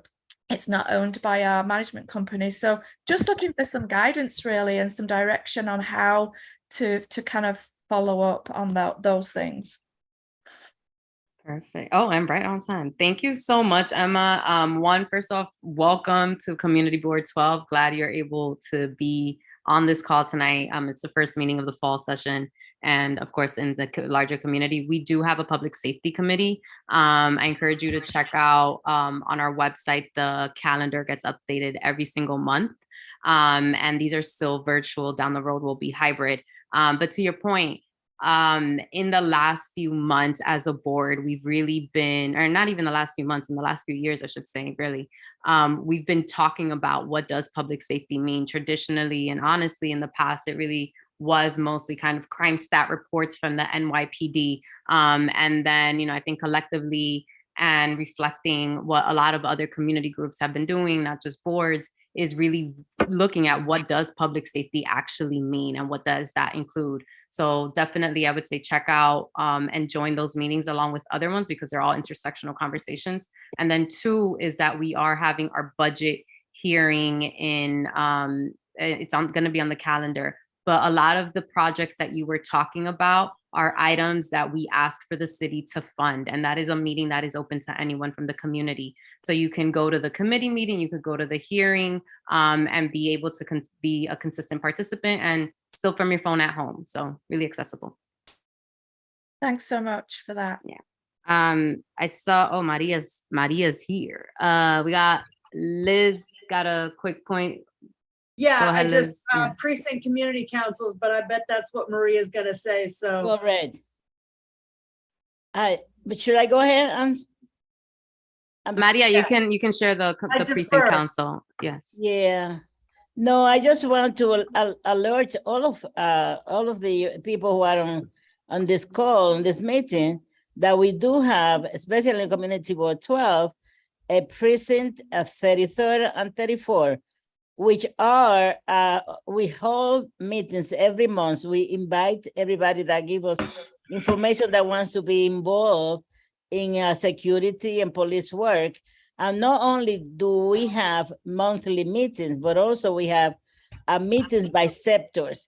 Each precinct is split in 4 A, B, C, D parts, where we have meetings last Wednesday of each month in different areas, such as on 33rd area police precinct from 155th Street to 178, we have the part A and the part B. The part A is from the river to Broadway, the east side of Broadway, that's part A.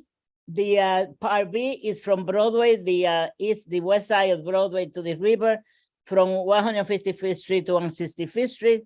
From 165th Street, then we have part C, and that goes to 178. The meetings are held at the J. Hood Wright Park Center, and the one part B is held at the church on 175th Street, and they all open meetings. This 34th also holds 4 meetings, one on the area, the Diamond area, one on PS 152nd. I'm just giving you this information because people think that the police are there to protect us, which they are, but also if they don't hear what are the, we need and what we need. And then we have to take a time to come to those meetings also so we can get information from both sides. So I'm just giving you that information. We just held our last 33rd police precinct last Thursday. It was held at the prison. Sometimes we have our meetings here on Boricua College or in different areas to make it accessible to and easy to people to participate. So I think that all of you, we meet the last Thursday of each month, except on Thanksgiving, that is in November, that we do the day before, the Wednesday before, and so on. So you are all welcome to come. Okay, thank you so much. Thank you, Maria. Thank you, Maria. Yeah, that schedule is also on the CB12 website. Perfect. So with that said, we're going to close the public session and move on to committee resolutions. So I'm not sure if Steve is here. I know Jacob's here. Over the summer, the first point during the July meeting was a resolution presented to increase access in New York City to monkeypox vaccinations or MPX and to protect New Yorkers. So tonight we will be voting to ratify that resolution that passed unanimously. So everyone has that. And I believe we can move on to that next one. So the next resolution will be Liz on Parks and Cultural Affairs.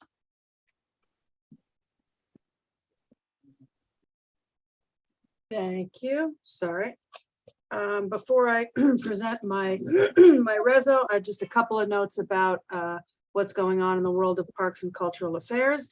Had an incredible conversation this afternoon at the Academy of Arts and Letters, co-sponsored by the Academy, the Hispanic Society, and a number of local cultural organizations with the Commissioner for Cultural Affairs, Lori Cumbo. She was frank and interesting, and I really feel like the world of cultural affairs in New York City is in great hands. So thank you to Wayne and to other people who were part of organizing that. It was a really informative event. For folks who would like more information about the Corner Project, I welcome you to read the January Parks and Cultural Affairs, January of this year, January 2022, Parks and Cultural Affairs Committee minutes, where we had a really extensive presentation and lengthy conversation with the Corner Project and sort of how they work. I know that they've come to the Health Committee as well, and be delightful if they come back to give us an update on what's happening with their program. But until they do, you can read about it in our minutes online. A programming note, our October meeting, which was originally going to include as an agenda item, a presentation from the Parks Department about the renovation of the West 186th Street basketball courts. They're not quite ready for the presentation for the October meeting, so we look forward to that in the November meeting. And I will send that update to Ebenezer so that it's correct when it goes out. And last, but certainly not least, we have a resolution for the construction of a comfort station, modular construction comfort station in Fort Washington Park near the Discovery Playground. There were a couple of, you already got the resolution a couple of days ago. There were a couple of small changes, mostly typos, and a couple of minor factual corrections in the version that you're looking at now, but nothing really substantive. I hope you read it. If you have questions, please ask. But the short version is we are all about the bathrooms, as everybody knows. We don't have enough bathrooms in our public parks. Bathrooms are very expensive to build for a lot of reasons, most particularly the plumbing from the sewage line. So this is a new prototype. There's already one in Staten Island. This will be the second one citywide. There's a new bathroom that instead of being plumbed to the sewer line, it has a holding tank underneath. And then, in the same way that you would swap out like a porta-san. I mean, they're regular flushing toilets. It is a real bathroom with real sinks, but the waste, instead of going into the sewage line, gets removed by truck, and then that's why it's much less expensive, because it doesn't need to be plumbed, and there's no nearby sewage line in this particular park. So if we were waiting for a sewage connection, it would be years. Very exciting. It's fully funded by the council member who's currently the borough president, but it's coming out of 7th Councilmanic District funds. The design should wrap up by April. We anticipate that it will be live by the end of 2024. It will be within the sight lines of the Discovery Playground, but it will serve the picnic area, the volleyball courts just to the south, and the ball fields north of the Discovery Playground. It's all pretty exciting. Does anybody have any questions? It passed unanimously. The other thing that we did put into the reso, which was not part of the Parks Department's presentation, but because, as I said, we are all about the bathrooms, as I think anybody who's paid any attention to the Parks and Cultural Affairs Committee, we have been screaming for bathrooms at the Dyckman ball field since, I don't know, forever. And that location where we would love to see bathrooms is 3/4 of a mile from the closest sewage line. So what's really exciting about this modular holding tank construction is it means that with a lot less money, we could possibly get bathrooms at the Dyckman ball fields much sooner than we otherwise would be able to do. So based on the conversation that happened when we were talking about budgetary rankings preliminarily, we put in a whereas to this reso that we would like for our elected officials to make funding available to install a similar type of bathroom in the Dykeman ball fields. Okay, you have a hand from Barbara, and yeah. Yeah, Liz, I just wanted to say, since this, I mean, basically the function of this is like a septic tank, which is a kind of a quick way to say its description. It's a septic tank. So I'm totally enthusiastic about the design and operation of it. My only question about it, and I think I enthusiastically voted for this, is the Discovery Playground is a more remote place. It's down there like 163rd in the Hudson River. The Dykeman Field also is a more remote place. Will these be locked after a certain time every day?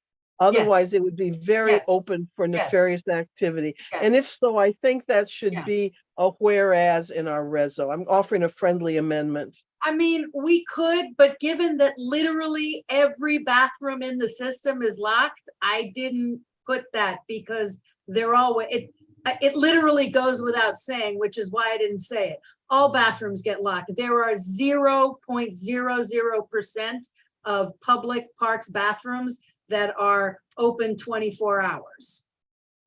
What time do they get locked? It's according to a schedule. There's a whole team of people who lock bathrooms and lock playgrounds. And I didn't really, given that it is citywide Parks Department policy to lock the bathroom. All right. I just didn't think it made sense to micromanage that from this perspective. Literally 100% of bathrooms are locked according to, you know, we can certainly weigh in with parks if we've got issues with that once this goes live, but I just didn't think it made sense to include that here.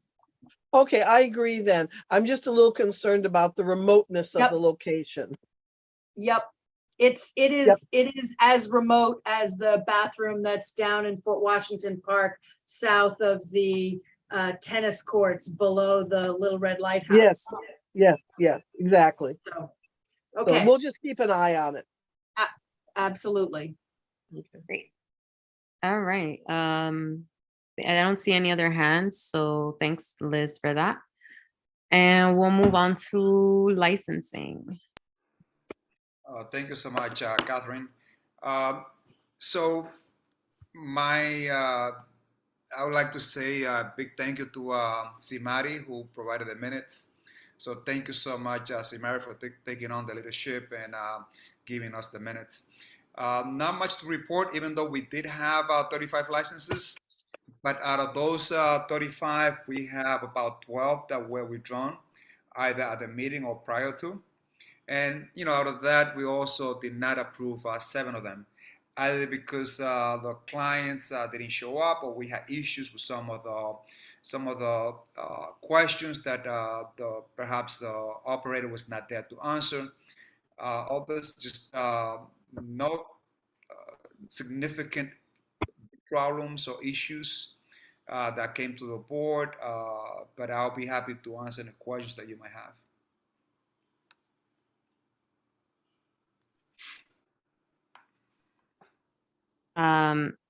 Liz, followed by Darrow, and then Jay, and then Angel. I'm gonna pass this part off to you. Okay. I just have a quick question about number 8, Dallas Barbecue. I know, I certainly understand the objecting to a new licensee if they don't show up, but Dallas Barbecue has been in existence at that location for a very, very long time. There's never been any issues with them, no complaints with them. They have a really good history as a really good operator. I don't quite understand. I mean, it would be nice if people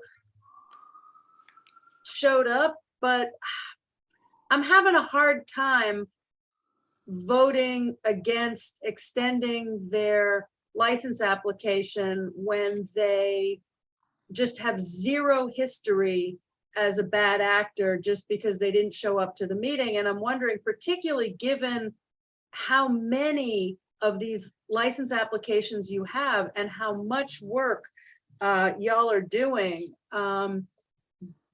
is it worth reevaluating if there's an operator that has no history of bad acts, that has a long history of being a good neighbor? Do we really need to drag them in front of the committee and give you guys the extra work? And just for the record, I will be voting against that particular reso because I got no beef with Dallas barbecue. And thank you, Lisa, for your comment. And again, you can vote us however you can. However, the committee has been consistent. It was not because the rep was not there. If the record shows that, you know, they have no problems with the community, we tend to pass all these applications, even if they don't show up. However, this applicant did not provide copy of the questionnaire, public sign, didn't submit a copy of the public sign that is required by the community board, and did not submit a copy of the license, which is also required by this community board. So everything that you said stands right, but because they did not submit that picture that is crucial to our residents, I myself, I would have voted in favor, but because of that, yeah, you're right. That's why we voted against it, because it's a requirement by our community board, and that's why it was voted. Okay, thank you for that. Sure. Next question, please. Sure. Next we have Darrell. Thank you. You may not have a beef, Liz, but I know Dallas Barbecue does. Anyway, I had a question about number 21, LaKayla. Thank you. LaKayla, you said they're expanding. Could you explain a little bit about that and like how it is structurally they're expanding in that space? So they sent in the floor plan, and based on the discussion that we had, it's taking place on the first floor, and they're adding up spaces to add 9 tables and 30 chairs because they want to expand the seating arrangement for that venue. So we thought there was no inconvenience for folks who might be on wheelchair to access the restrooms. So those questions were asked, and taking into account that they have been an outstanding operator, we asked some questions about accessibility and others, and we, for that reason, had no objection. The NYPD had no objection about the expansion, so we approved the license based on the record and also the historical background, and also because it doesn't propose any headache for people on wheelchair or accessibility. Great, thank you. They're great. I just was curious how they're going to pull that off, but thank you. Next question, please. Sure. So next we have Jay, then it's followed by OC, and then Aisha. Jay, you have 2 minutes. It's actually not your fault, but since I wasn't forwarded any of the committee reports, I never had the large printout where you explain what the specifics mean. So I don't understand what the class changes for 19, 21, 23, 24, and 25 are exactly. I'm glad you explained the one about LaKayla to me, though. So on agenda item number 19 is a class change, meaning that they're going to go for a restaurant wine license, and they will go for a full liquor license. Yeah. So they sent in all the required documents, and the 34th precinct had no issue or objection with them. The representative was there, and they set in, the class change. They have a great health inspection code. So, adding all together, we decided to grant this recommendation for you guys to approve it. So that's for 19. which numbers? That'll be 19. The next one that you have, which agenda number is that? 23, 24, and 25. So agenda item number 23, which is North End, a great establishment. they came to the board some time ago requesting this change to the method of operation. And in essence, what they're going to have is karaoke. Because we want to protect the residents there, we at that time requested a copy of a purchase of a sound limiter. They came prepared this time around to the meeting, and they themselves brought a copy of the purchase of the sound limiter. So, they were very responsible.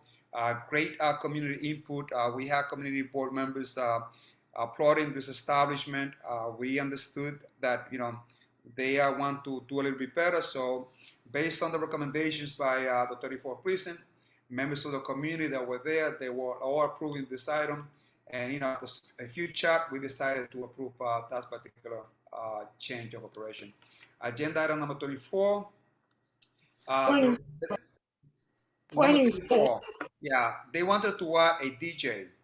And again, based on issues that were brought up by the 34th precinct about the parking problems around that area, we decided to ask for two stipulations, which are on the minutes and also on the resol. And that is to make sure that there's a sound limiter, that they brought in a proof of purchase of a sound limiter. That was submitted to the board as requested by the committee. And based on some chats that we had again with them, we had no issue because we put those tips in place. Number 25, which is again a change to the method of operation, and again the representative was there. The 34th precinct has some discussion about our parking issue, so we requested that this operator, as a stipulation, have a no double parking sign. And there were very positive comments from the community members, board members, and committee members. And we decided that, they should also be approved based on the comments and chat that we have with the operator. Thank you very much. I just want to emphasize again. Jay, so we've run out of time on this. This will just take 1 second. Sure, okay. I just wanted to emphasize that if I had been forwarded the committee reports as usual, I wouldn't have had to ask one of those questions. Well, thank you, Jay. It's not a problem. Thank you so much. Okay, Elsie, you'll have 2 minutes to ask your question, and make sure you include everything in those 2 minutes. Okay, why are you telling me that and you didn't tell that to anyone else? I'm telling you that as a correction. In terms of the license number 4, what are the major objections that the 34th precinct had? I'm sorry, you phrase it like no major objections. And I'm curious what objections they had for number 4. I don't think I made reference to number 4. Also, maybe you're referring to to some of the numbers, but I didn't make any mention on agenda item number 4. I understand that, but I'm asking a question about applicant number 4. And in the resolution, it specifically said precinct has no major objections. So what are the no major objections? That's my question. That's something that should be taken out of the resolution because based on my notes here, it's just, that's how they stated. We have no major problems with this applicant getting the renewal. They have no 311 or no incidents there. So that's how they stated. Okay, so I'm asking to revise the resolution so it doesn't say no major objections. Noted. Thank you. Thank you. So you're saying just take out the word major? Yes, that is all we're doing. Right. Next question, please. Aisha? Aisha, Sorry, you still with us? I wasn't Okay. prepared to unmute. So my question is in regards to number 8, which is Dallas BBQ. I'm just curious about their history of engaging with the board. They've been in the community for such a long time. pretty much Liz has covered it as far as their history and their standing in the community. And I'm just kind of feeling like something might be happening at BBQ. Maybe there's a changing of the guards. They don't know the process. I'm just curious why suddenly they wouldn't be appearing or providing what's necessary. Yeah, And that was a little bit, I am also going to be voting against this. yeah, it was a little bit surprising that they didn't show up because they usually show up. But because the committee wants to be consistent in rejecting applicants that don't put up the public sign, don't send up the proper documentation as required, we just want to be consistent. But, I agree with you. They have been great operator. There's no doubt about that, Aisha. Thank you. Okay, moving on to the next hand is James Bosley. Yeah, hi. I have a question about item number 12 and 19. It seems that it's Sabor Tropical, and both resolutions are about the same location and the same name of the business. So I'm wondering why there are two resolutions for the same licensing application. Right. One is to have a class change, and another one is for renewal. So the class change, we have to submit two different resolutions to the SLA because there are different items are requested. So every time that they have changes to the method operation, even if they have renewal, it has to be two separate resolutions because these are separate items. Thank you. I'm new, so thank you for explaining that to me. Thank you, Steve. Of course. Next we have Steve Simon, following Barbara Fraser, and then Jay Baez. Could you move me down the line? Could Barbara go Sure. ahead of me? Sure, we'll move over. Barbara, go ahead. And let Jay go ahead of me as well? Sure. Okay, I have a question. Back to number 4, and where you have whereas the owner has installed a sound limiter on all associated equipment and attests that the space is sufficiently soundproofed. Now, this is a general question, not necessarily directed at this establishment. We have dealt with, I think we should check on this, because I know places that have said they're effectively soundproof and buildings and residents are suffering. Their definition of effectively soundproof may not be my definition.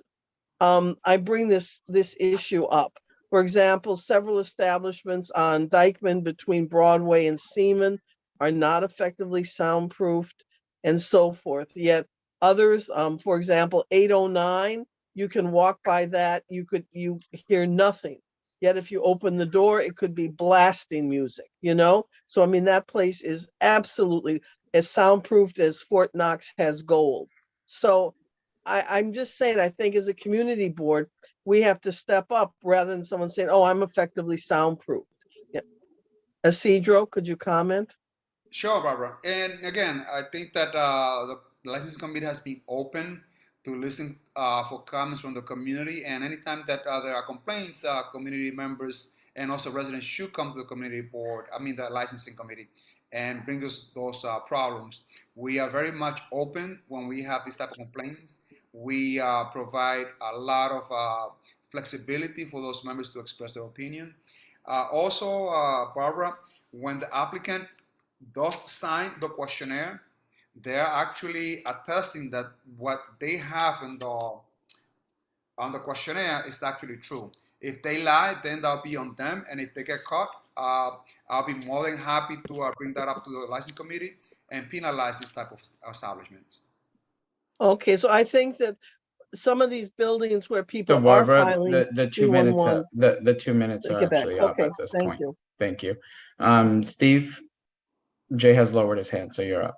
Oh, I'm sorry. Oh, yeah. Okay. I'm joining a bit late, so if I'm asking repetitive questions, please let me know. I have questions about number 8, number 21, and number 24. With respect to number 8, the Dallas barbecue, I was under the impression that we did not require the establishments to come to the meeting for a renewal. In that instance, their presence was not necessarily required. Am I mistaken about that? So Steve, put all the questions in within your 2 minutes, and then Isidro will get 2 minutes to answer all of them. I see, okay.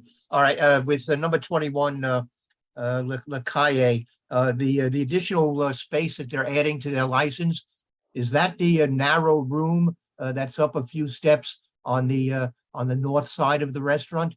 And on number 24, the minutes of the meeting seem to indicate that there have been problems with this establishment, including selling to underage persons, and as well as other issues and double parking, etc. And those issues don't appear to have been addressed. So I'm wondering why we would be voting no objection. Seems as though we should be objecting to that one. And thank you, Steve. So as far as agenda item number 8, we discussed this, maybe you were not present. You're right, and I'll repeat this again. Dallas Barbecue has been a great operator, but because it's a requirement by the community board and the license committee for them to submit copies of the public sign, that there'll be a renewal. That is a really needed requirement that they submit that, because that will tell us that they are actually caring about posting a renewal. So it's not that they had to be. It's not that they had to be personally present. It's that they had to show proof that they posted the sign. Correct. I'm on top of this. Yes. Indeed. Okay. All right. Then agenda item number 20, 24, 21. This is Kayla, and the seat that they add is on the first floor.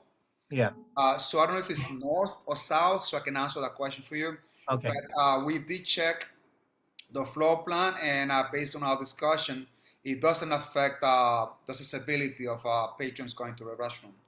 Does not affect? Okay, because it's up a few steps. The space that I'm thinking of, and number 24. What about these issues about serving to underage people? So I'm not sure that was brought up at the committee. And Angel, feel free and jump in, because I don't recall that happening. But there are issues of double parking around that area. That's what the 34th precinct brought up about double parking issue. Perhaps the citing on the resolution was on previous resolution that would brought up to the community board about underage drinking. And sometimes I want to highlight specific things so that you all be aware of past experiences, so that you be very informed. All right, and that's time. And which number was that Steve was asking about? 24. That last one? 24. Thank you. Okay.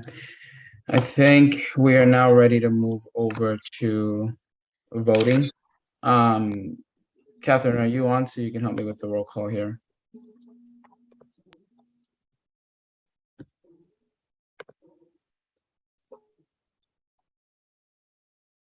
Catherine, you're muted.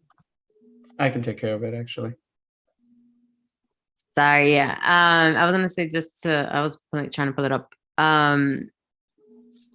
Just wanted to remind folks to be clear about the numbers that we're not voting on tonight, and to give first your abstentions, your conflict of interest, and your no's, and then you give us your yeses. Sure. Actually, because we have new board members that have probably not been through the process, we should probably have the parliamentarian explain those, how somebody would vote. Do we have? Yeah, I mean, also it's past summer break too, so. Yeah. Jim, would you mind jumping in real quick? Okay, welcome to the new members. Basically, and you probably learned about conflict of interest. If you have a conflict of interest, so for example, your cousin owns the bar or something like that, you have to announce that. You also have to announce exactly what the conflict of interest is, and then you don't get to vote on that particular item. You can vote in favor of the item. You can vote opposed, well, the resolution, be more specific, opposed to the resolution. You can abstain. The way, however, we count the votes is, to begin with, there have to be a majority of votes in favor of the resolution. So more than half of the people who voted have to be in favor of the resolution.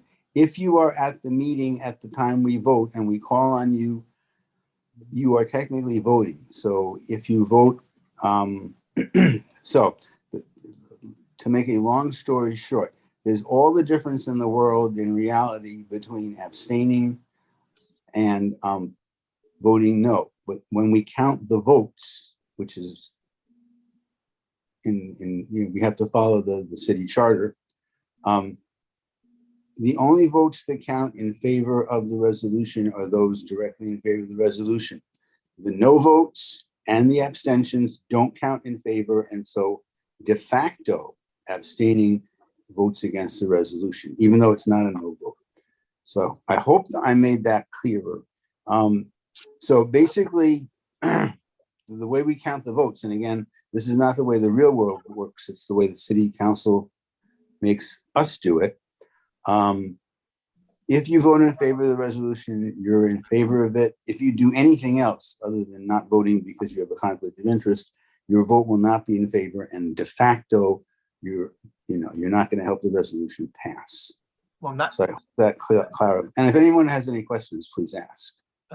Jim, the conflict of interest abstention does not impact the vote. Sure. Steve, we have somebody's hand that was up first. I'm sorry. Yeah, Jay. Yeah. I'm sorry, because at first I thought I was wrong, but then I had a question on one of the licenses that was discussed. I was a little confused on kind of what the issue was until I saw a health inspection, number 17. You guys said they have a C, but when the person said, when it was asked what kind of food they provide, they don't have it's not a restaurant. They just provide like microwave stuff to eat. So I wasn't sure if those establishments get health violations if they're not a restaurant. Yeah, they still get graded regardless. If you have a kitchen, doesn't matter how you prepare it. Tapas, finger food, as long as you have a kitchen, the Department of Health will grade you regardless. So let's get back to the topic at hand. Steve, you brought up a point. And I just wanted to clarify Jim's comments. If you happen to be voting because of a conflict of interest, which I will be in one of these items, it does not affect the ultimate vote on that resolution. When you're not voting because of a conflict, your vote isn't counted in any way. To make that even clearer, when you're not voting, the number of people voting on the item goes down by 1. So therefore, you don't need quite as much to make a majority. Steve is correct. And you still count for the quorum. But, if there are 50, 40 people voting and you have a conflict of interest and you're not voting, all of a sudden for that vote, there are only 39 people voting. And if that affects the number of people for the majority, it will. Okay. Thanks, Jim. All right, so let's get on with the vote. Catherine, do you want to do the roll call? Sure, we'll tag team. All right, we're gonna go in the order we have. So Jumirna. Letters, and also letters first, numbers after. Yes to all. Yes to all, excellent. Richard's not here, sorry. Mary Anderson.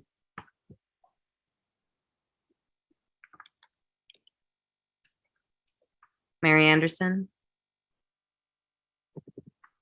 Okay, coming back. Jay Baez. Yes. Yes to all? Yeah. Okay, thank you. Jacob Banas. Yes to all. Wayne Benjamin. I abstain on 19, 24, and 26. Yes to the rest. 19, 24, and 26. 26. Yep, and then yes, the rest. Okay. Jim, Berlin. I vote no on 19, 23, 24, 25, 26, and 32. And yes to the rest. Okay, thank you. I don't think the Bonillas are here. So Tanya? Yes, no to 23, 24, 25, 26, 32, and 34. Yes to the rest. Okay, thank you. Next up, James Bosley.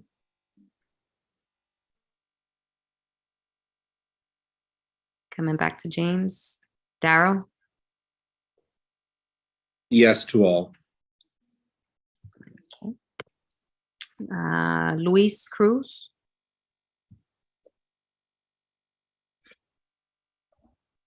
Coming back to Luis.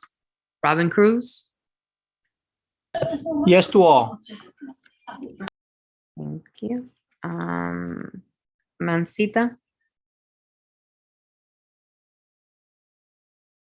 Coming back. Domingo? Yes to all. Okay, thank you. Luana? Luana Yes to Ferreira? all. Oh, Yes to all. thank you. Barbara? Yes to all. Simari? Yes to all. Miriam?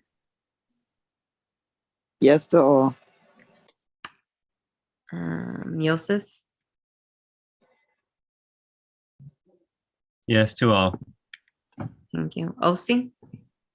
No to number 4 and number 24. Yes to the rest.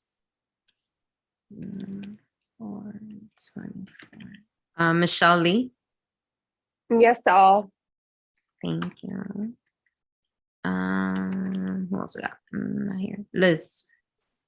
I vote no to number 8, not voting due to conflict to number 10. They were recent donors to a fundraiser, and yes to the rest. Maria Luna?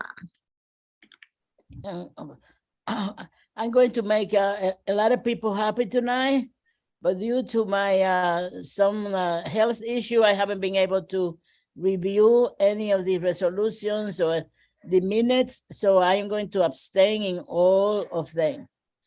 So I apologize for that, because you know how much I like to vote yes, not on, especially the liquor licenses. But thank you so much. Okay, can I just take one? Let me keep going. We're in voting. We gotta get through roll call. At the end. At the end, but I hope you feel better. Yeah. Emily Malte?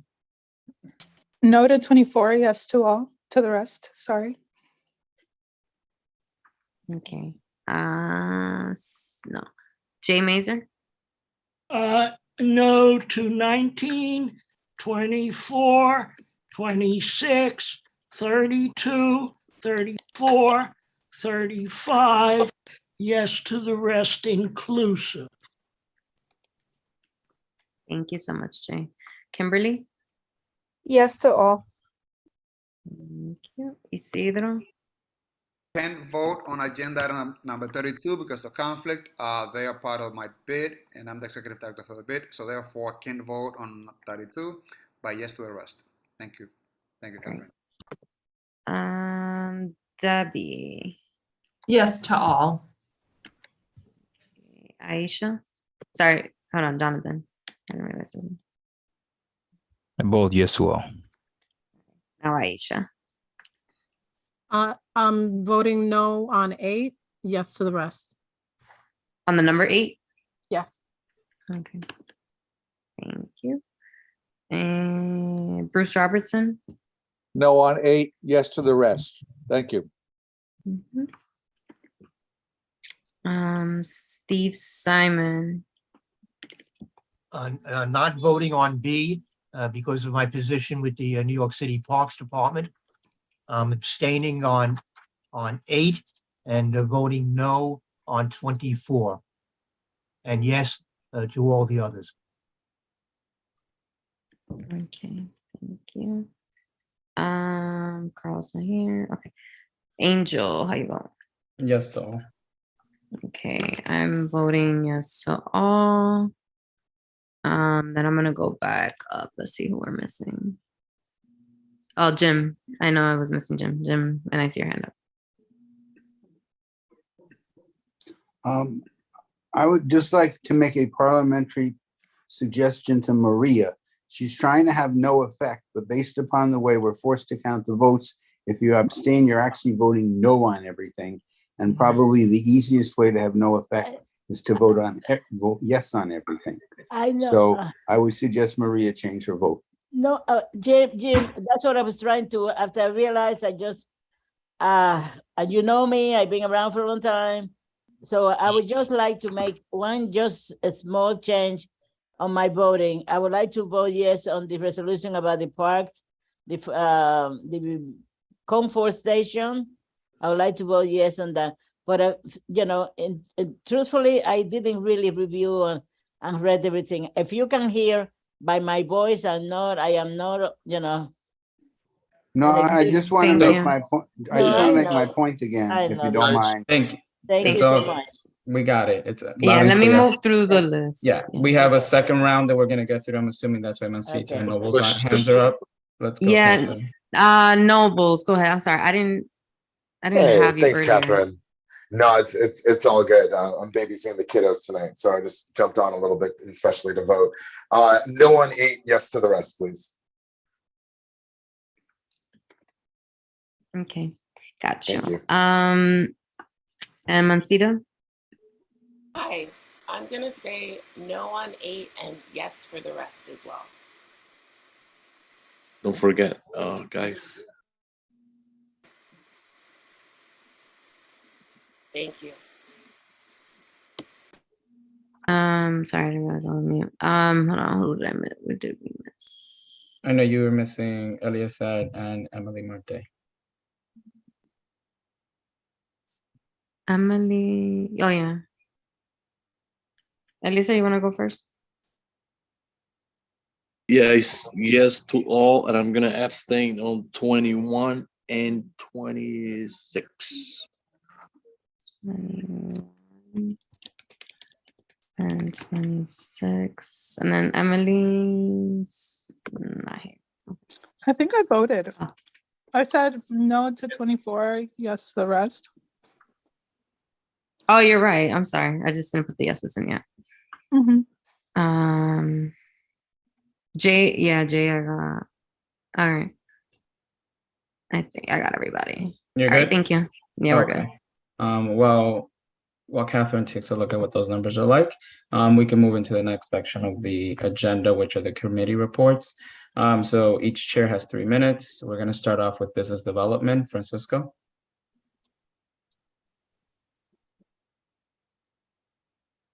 Francisco, are you with us? Yeah, he's not here. He's not there. He's not here. Correct. That's why he didn't vote earlier. All right. So public safety. Eliasson. Refer to the minutes. Refer to the minutes. Okay. Wayne Benjamin and land use. Thank you. I also refer you to the minutes at the September land use meeting. Was a somewhat short meeting. We welcomed a new committee member, Kimberly McCoy.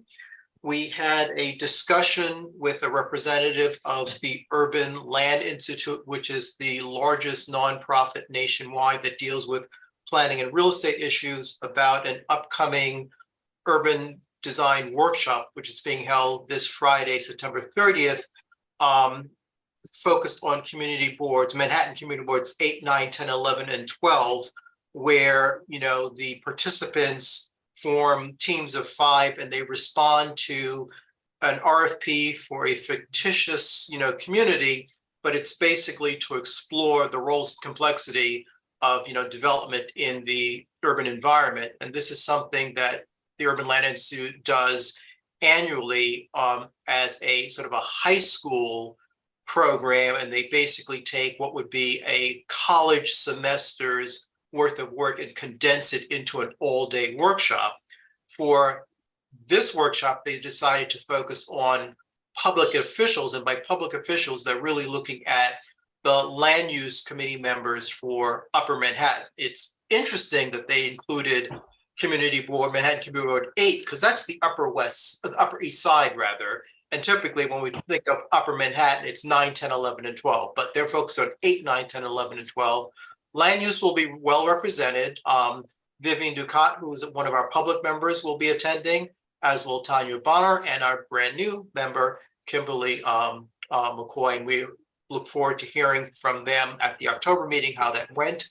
At that October meeting, we will have the opportunity also to discuss planning and zoning priorities of the community board with Councilman Abreu's office. We had a similar opportunity early this year to discuss them with Carmen De La Rosa, and that was much appreciated. So I look forward to that as well. Great. Any questions? Doesn't seem like there's any questions. Back to you, Angel. Thank you, Wayne.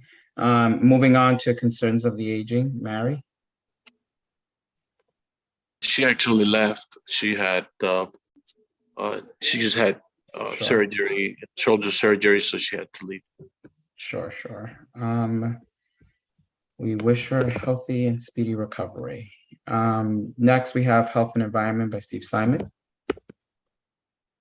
Yeah, first I want to apologize that I wasn't able to get to do the minutes. I'm hoping to do it, I guess, over the weekend, and that I'll ask the office to then send it to the board members early next week. I didn't have a chance to do an up-to-date report on the latest statistics on COVID in our community.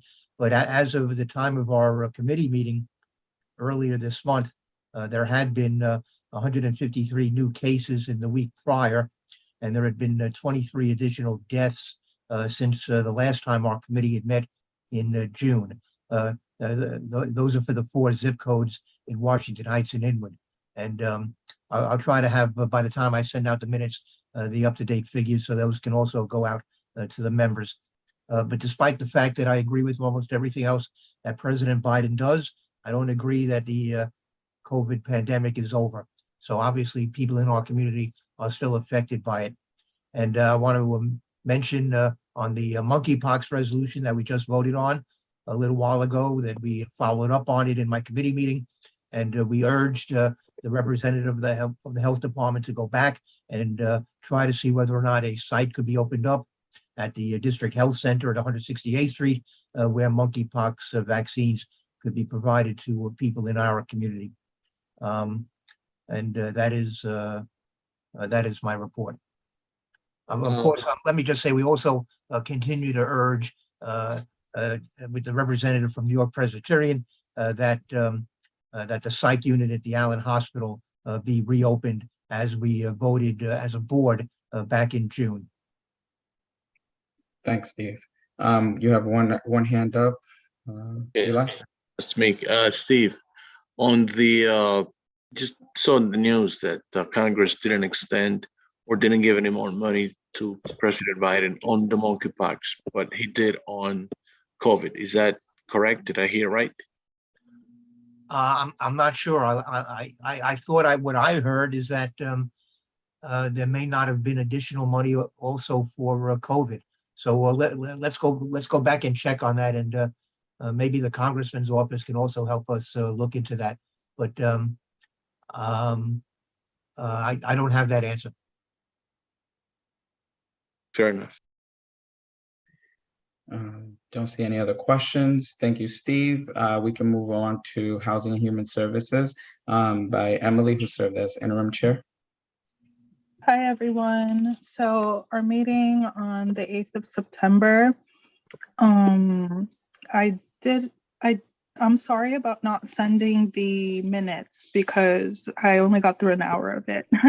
but I'm finishing the rest of it tonight now that my itinerary is a little bit more free. So sorry about that. I'll send it out by tonight, definitely. So once you do receive it, you'll see more details about the conversation that went on about the one agenda item, which is on, most of you may recall, 37 Hillside Avenue. They are requesting for extended hours on Saturdays. Not sure if I did miss it in previous meetings in the beginning of the year.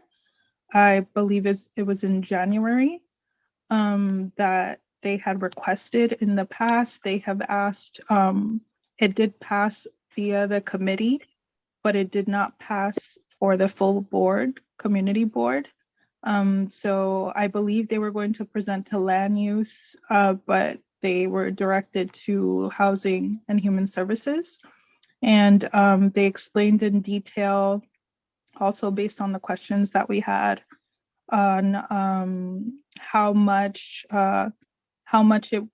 more it would cost, or the difference. They said that they would send us the actual total via email. And we also asked about if they had been addressing the concerns that were brought up when it was turned down for the community board.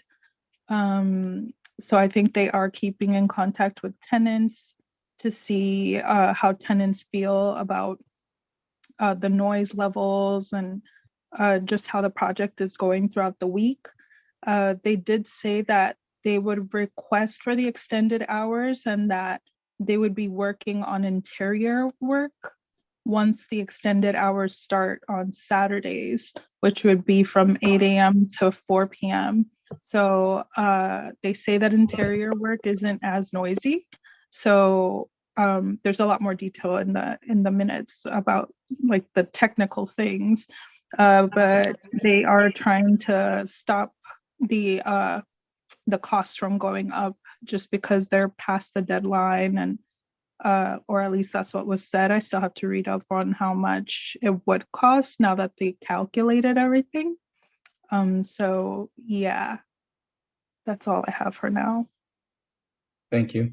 You have one hand up. Aisha, you have 2 minutes to ask your question. Sure. Yes, I'm just trying to understand,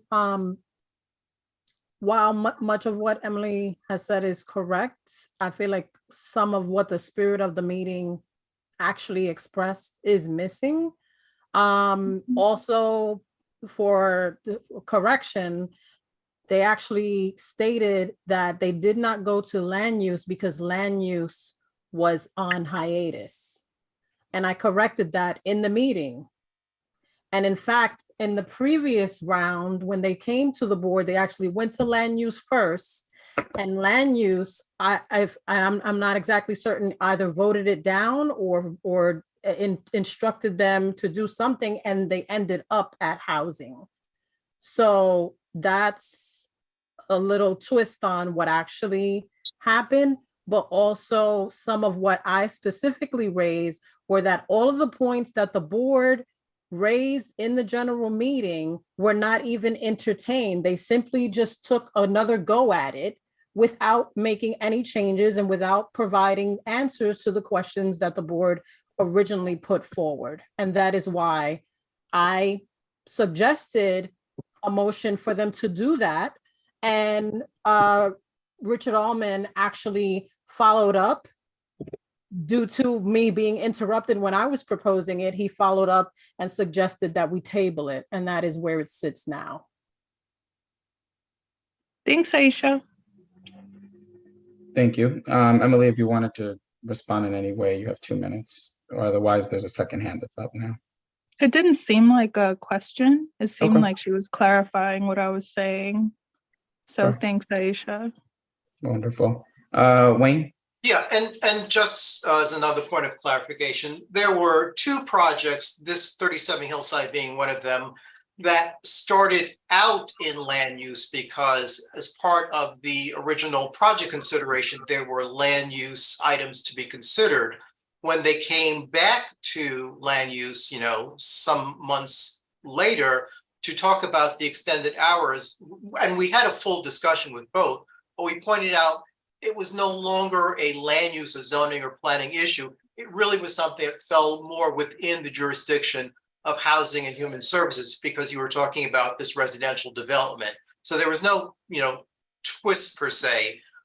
They were used to dealing with us, and we appreciate their coming back to us, but we thought it was more appropriate for them to speak to one of our fellow committees. Thank you. And it Wonderful. wasn't what Thank I you. gathered from the previous general meeting. Thank We you. can't talk on top of each other. Emily, would you like to respond to anything that Wayne said? No, that was just a clarification. Yep, got it. But she does get an opportunity to respond if she wanted to. No, yeah, thanks for clarifying. Emily, Daryl, your hand is up. Yeah, I mean, it wasn't so much a question. Well, I guess it's a process question for this particular, these particular individuals, as well as others there are many that come to various committee meetings or to the full board and ask the same thing without offering any new information. And I don't think we need to act when things like that happen, but if they're listening, it really doesn't help their case when they're asking the same thing over again with nothing new to offer. I'm just gonna, and that's kind of part of my take of that meeting. And thank you, Emily, for running it so well last time. Thanks, Daryl. Okay, Emily, anything? I can move on to the next person. No, that would be it. Thank you all. Oh, you do have one more question from Michelle Lee. Michelle, you have 2 minutes. Sure. Or you have a hand from Michelle. Hey, Emily. Hey, hello, board. I just wanted to let you guys know that the questions that we had put together as committee, I did forward to Riseboro, and they have responded with the details that we asked for, and I forwarded it to everybody. So please let me know if you have more questions that you'd like to see answered before they come back again to the committee.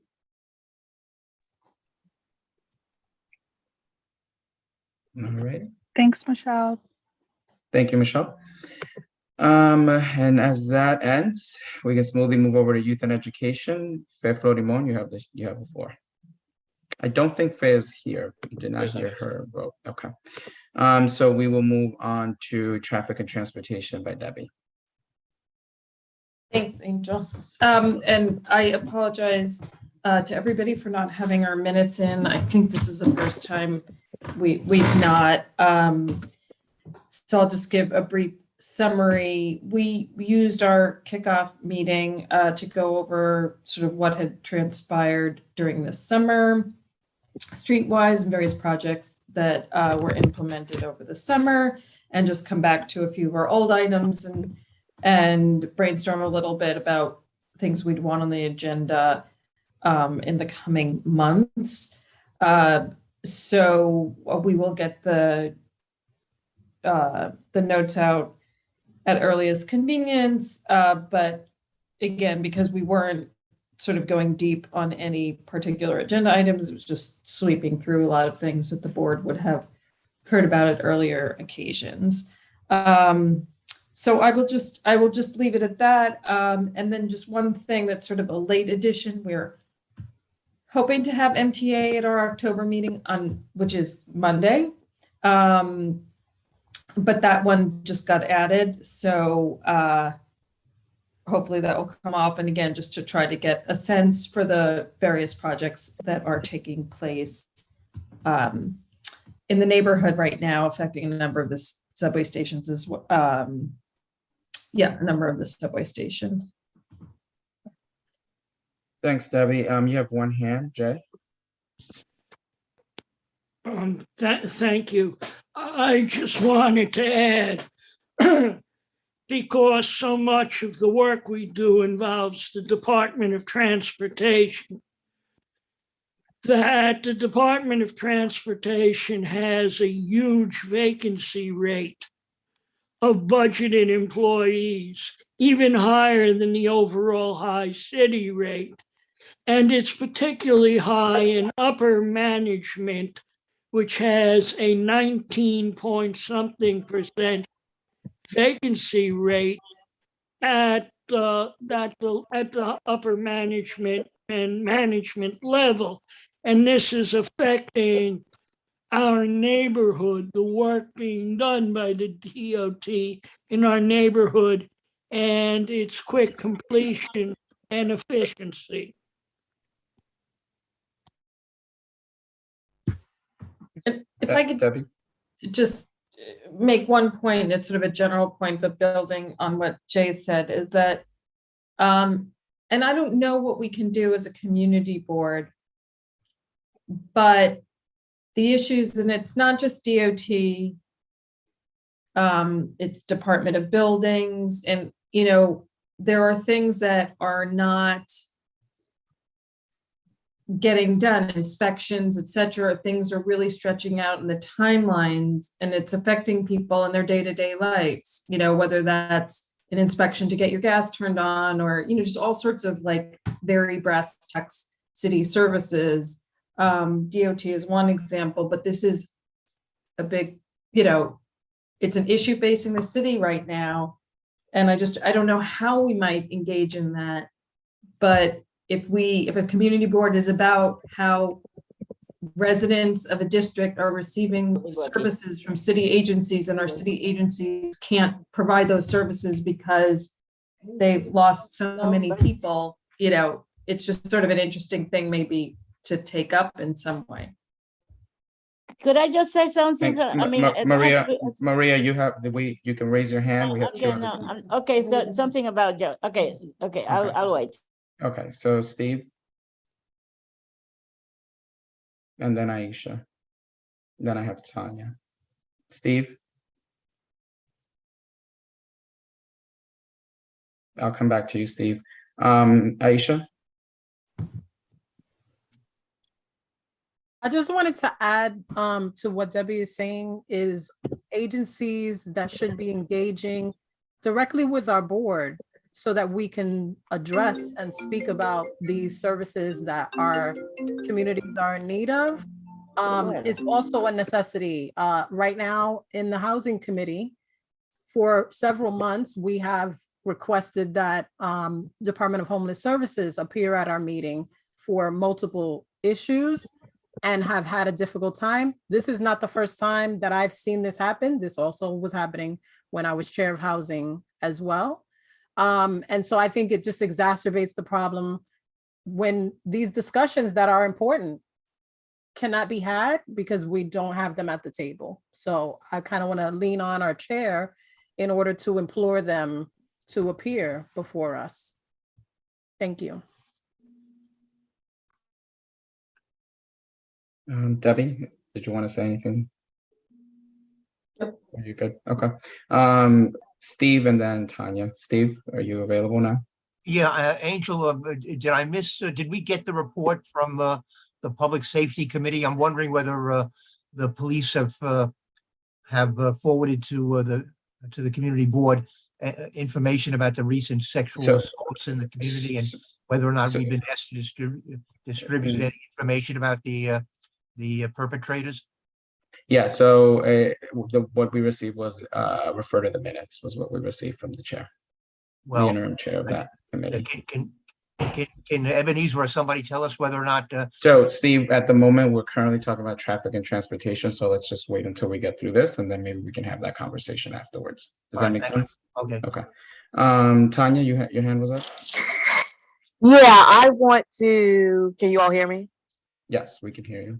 Yeah, I want to just acknowledge the deaths of David Fernandez and Joel Adames in August from recklessness on our streets in this particular location on West 207th Street on Sherman Avenue in Inwood.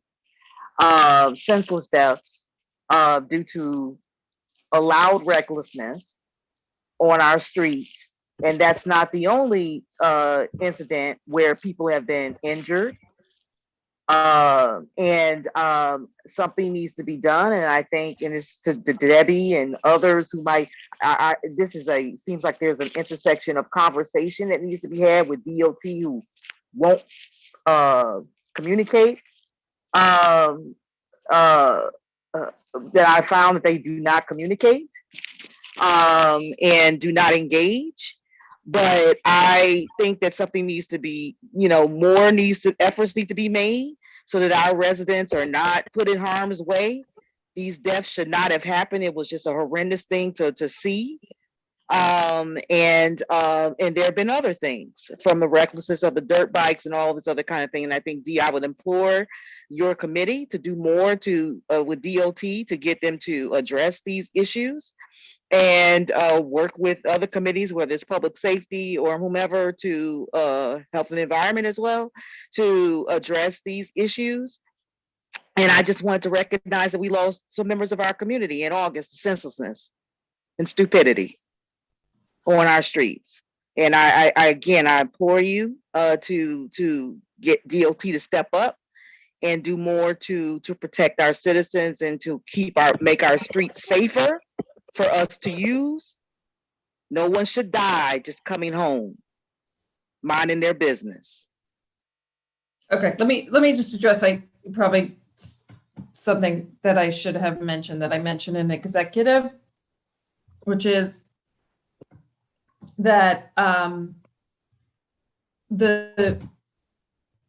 obviously we get reports all the time about, and then there's obviously been a couple of absolute just horrific tragedies about aggressive driving, really people feeling incredibly vulnerable on the streets, and something that seems to have gotten a lot worse during the pandemic and continues to some extent.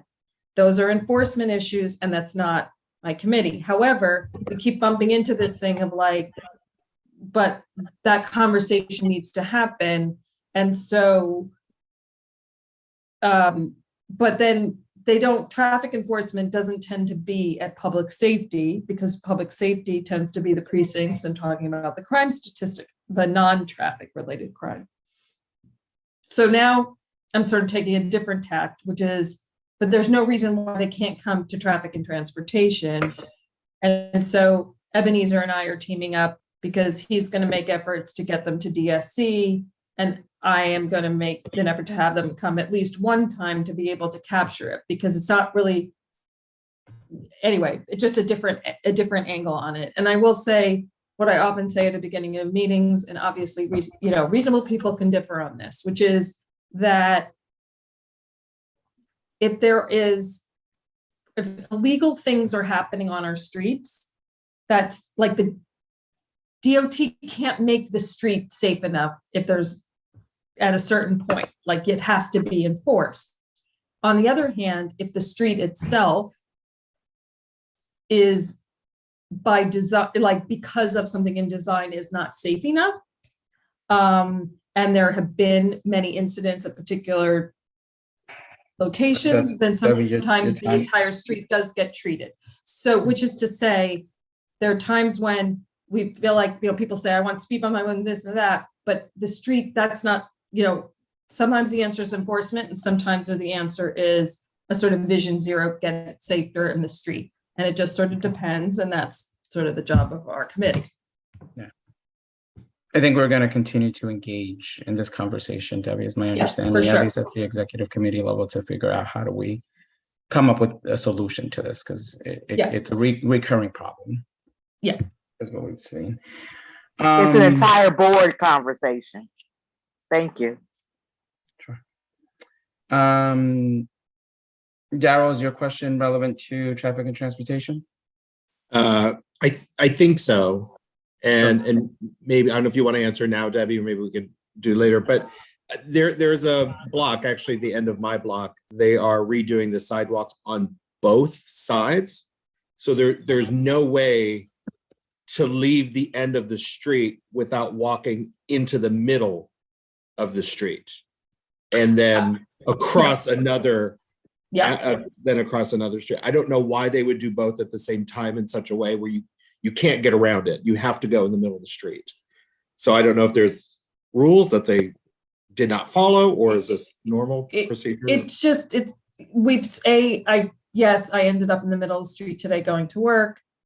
And it's something that I saw when they did the raised crosswalk at Fort Washington. So I learned how there actually isn't good coordination between when the construction group, when they say go to the construction crews, like there isn't a lot of coordination. I think everybody's just like, they're like, okay, we have these 2 days, we're implementing this, and then well, I can talk to you a little bit more offline.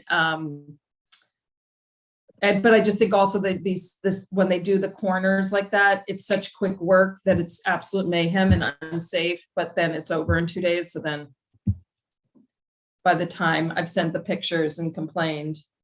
But I also think this has a little bit of a nexus to, there are just a lot of people missing who can sort of fill in the things that can sort of fall through the cracks when you know, the actual construction teams get sent out. But let's circle back on this in the morning. Thank you. Okay, then we can go back to Steve. Steve, if you could just summarize your question. I think it was targeted towards Eli and public safety.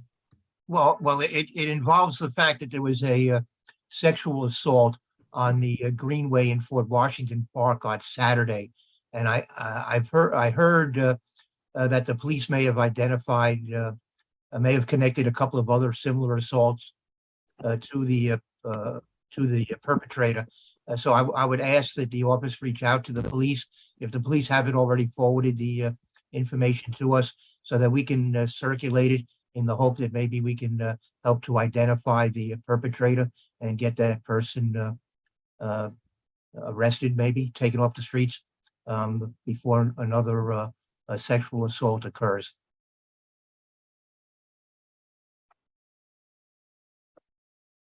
Eli? No. Just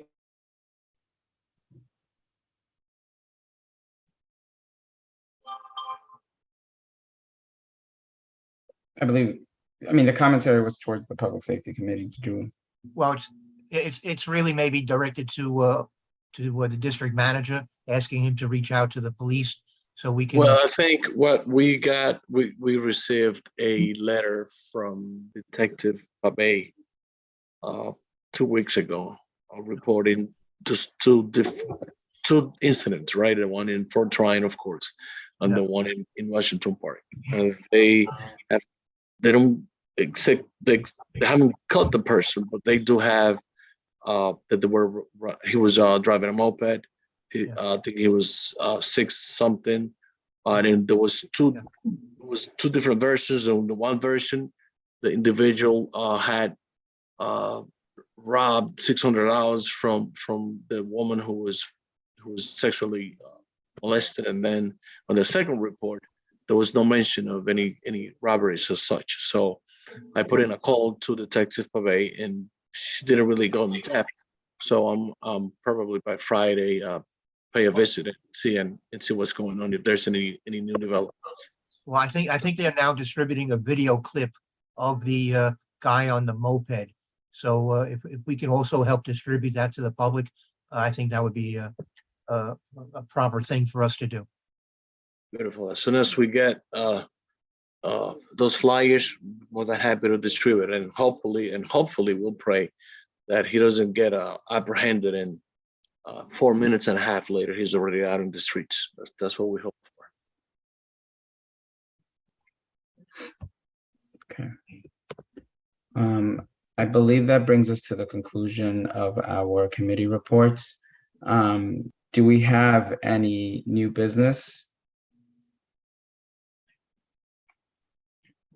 Okay. We can take a moment to do, I want to take a moment to do 2 things. There's Stephanie Caban, I believe from the Parks Department, wanted to quickly say hello to the board. If we can promote Stephanie Caban.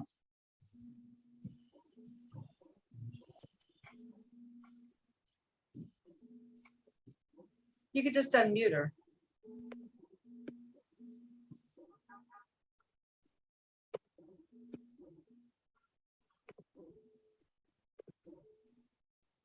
Hi, sorry, it took a while to get unmuted there. I'll make this super quick. Hi, my name is Stephanie Ashley Caban. My pronouns are she, ella. I am the new North Park Outreach Coordinator at Riverside Park. Wanted to make that clear that Riverside Park goes from 59th Street to 181st Street. So North Park goes from 120th Street to 181st Street. So that's my purview. I'm focused on community connections, advocacy, and volunteer programs there.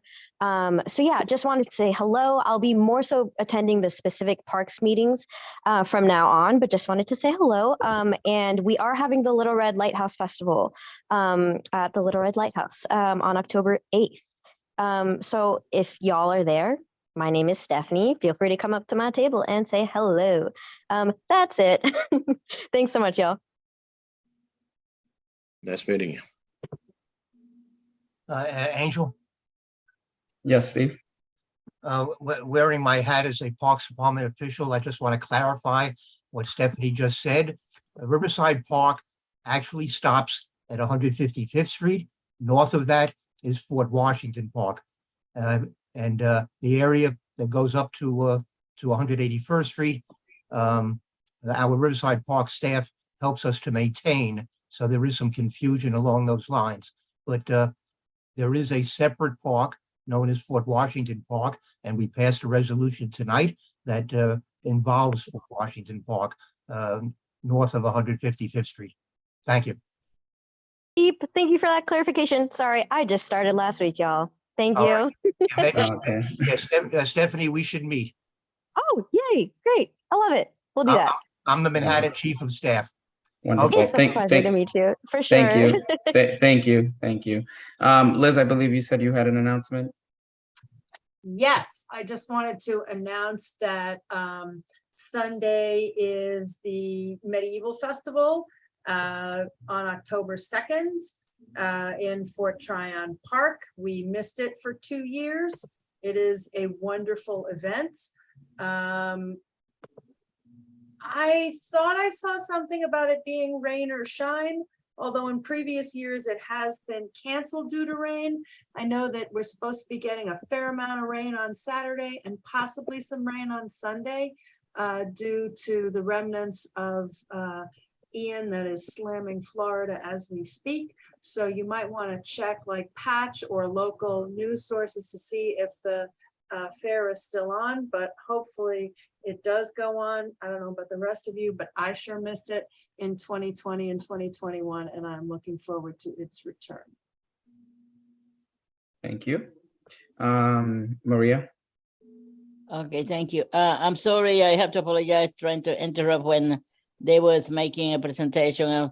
I wanted to alert her about the situation that we haven't seen about the upgrading of the subway, the 157, the IRT Broadway number one train that we need to put that back on the agenda.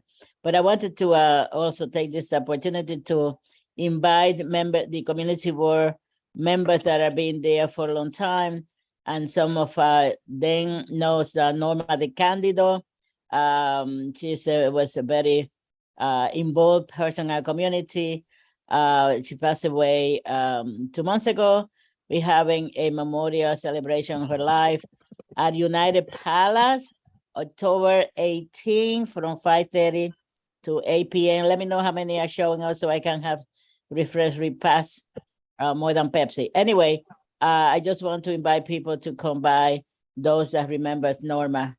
She was very active within the community board also, and as a public member, she was a public member of many committees. So anyway, that's what I wanted to say. And I once again, I apologize. I don't know if also if you know that Aaron George just hit the number 61. Thank you, Maria. All righty. Emily, you're the last hand, and then we're gonna move to close the meeting. Okay, yeah. So we're just doing announcements, right? Of things that are happening? Yeah. Quickly, Okay. very briefly. So very quickly, We Act is having a gala Thursday, October 27th in the International House in Morningside Heights. It's 500 Riverside Drive. it's a really great event. And obviously, you know, during the pandemic, things changed. Things were all done online, but it's always been something great to see in person, meet and network and everything. So October 27, Thursday, October 27, we at Gala. That's it. Thank you. Thanks, Emily. All right, and with that being said, if there's no objection, we can go ahead and adjourn the meeting at 9:29. Any objections? Second. Okay, no objections. Meeting is adjourned at 9:29. Good night, all. Good night, everyone. Good night, guys. Good night. Good night. Thank you. Good night, everybody.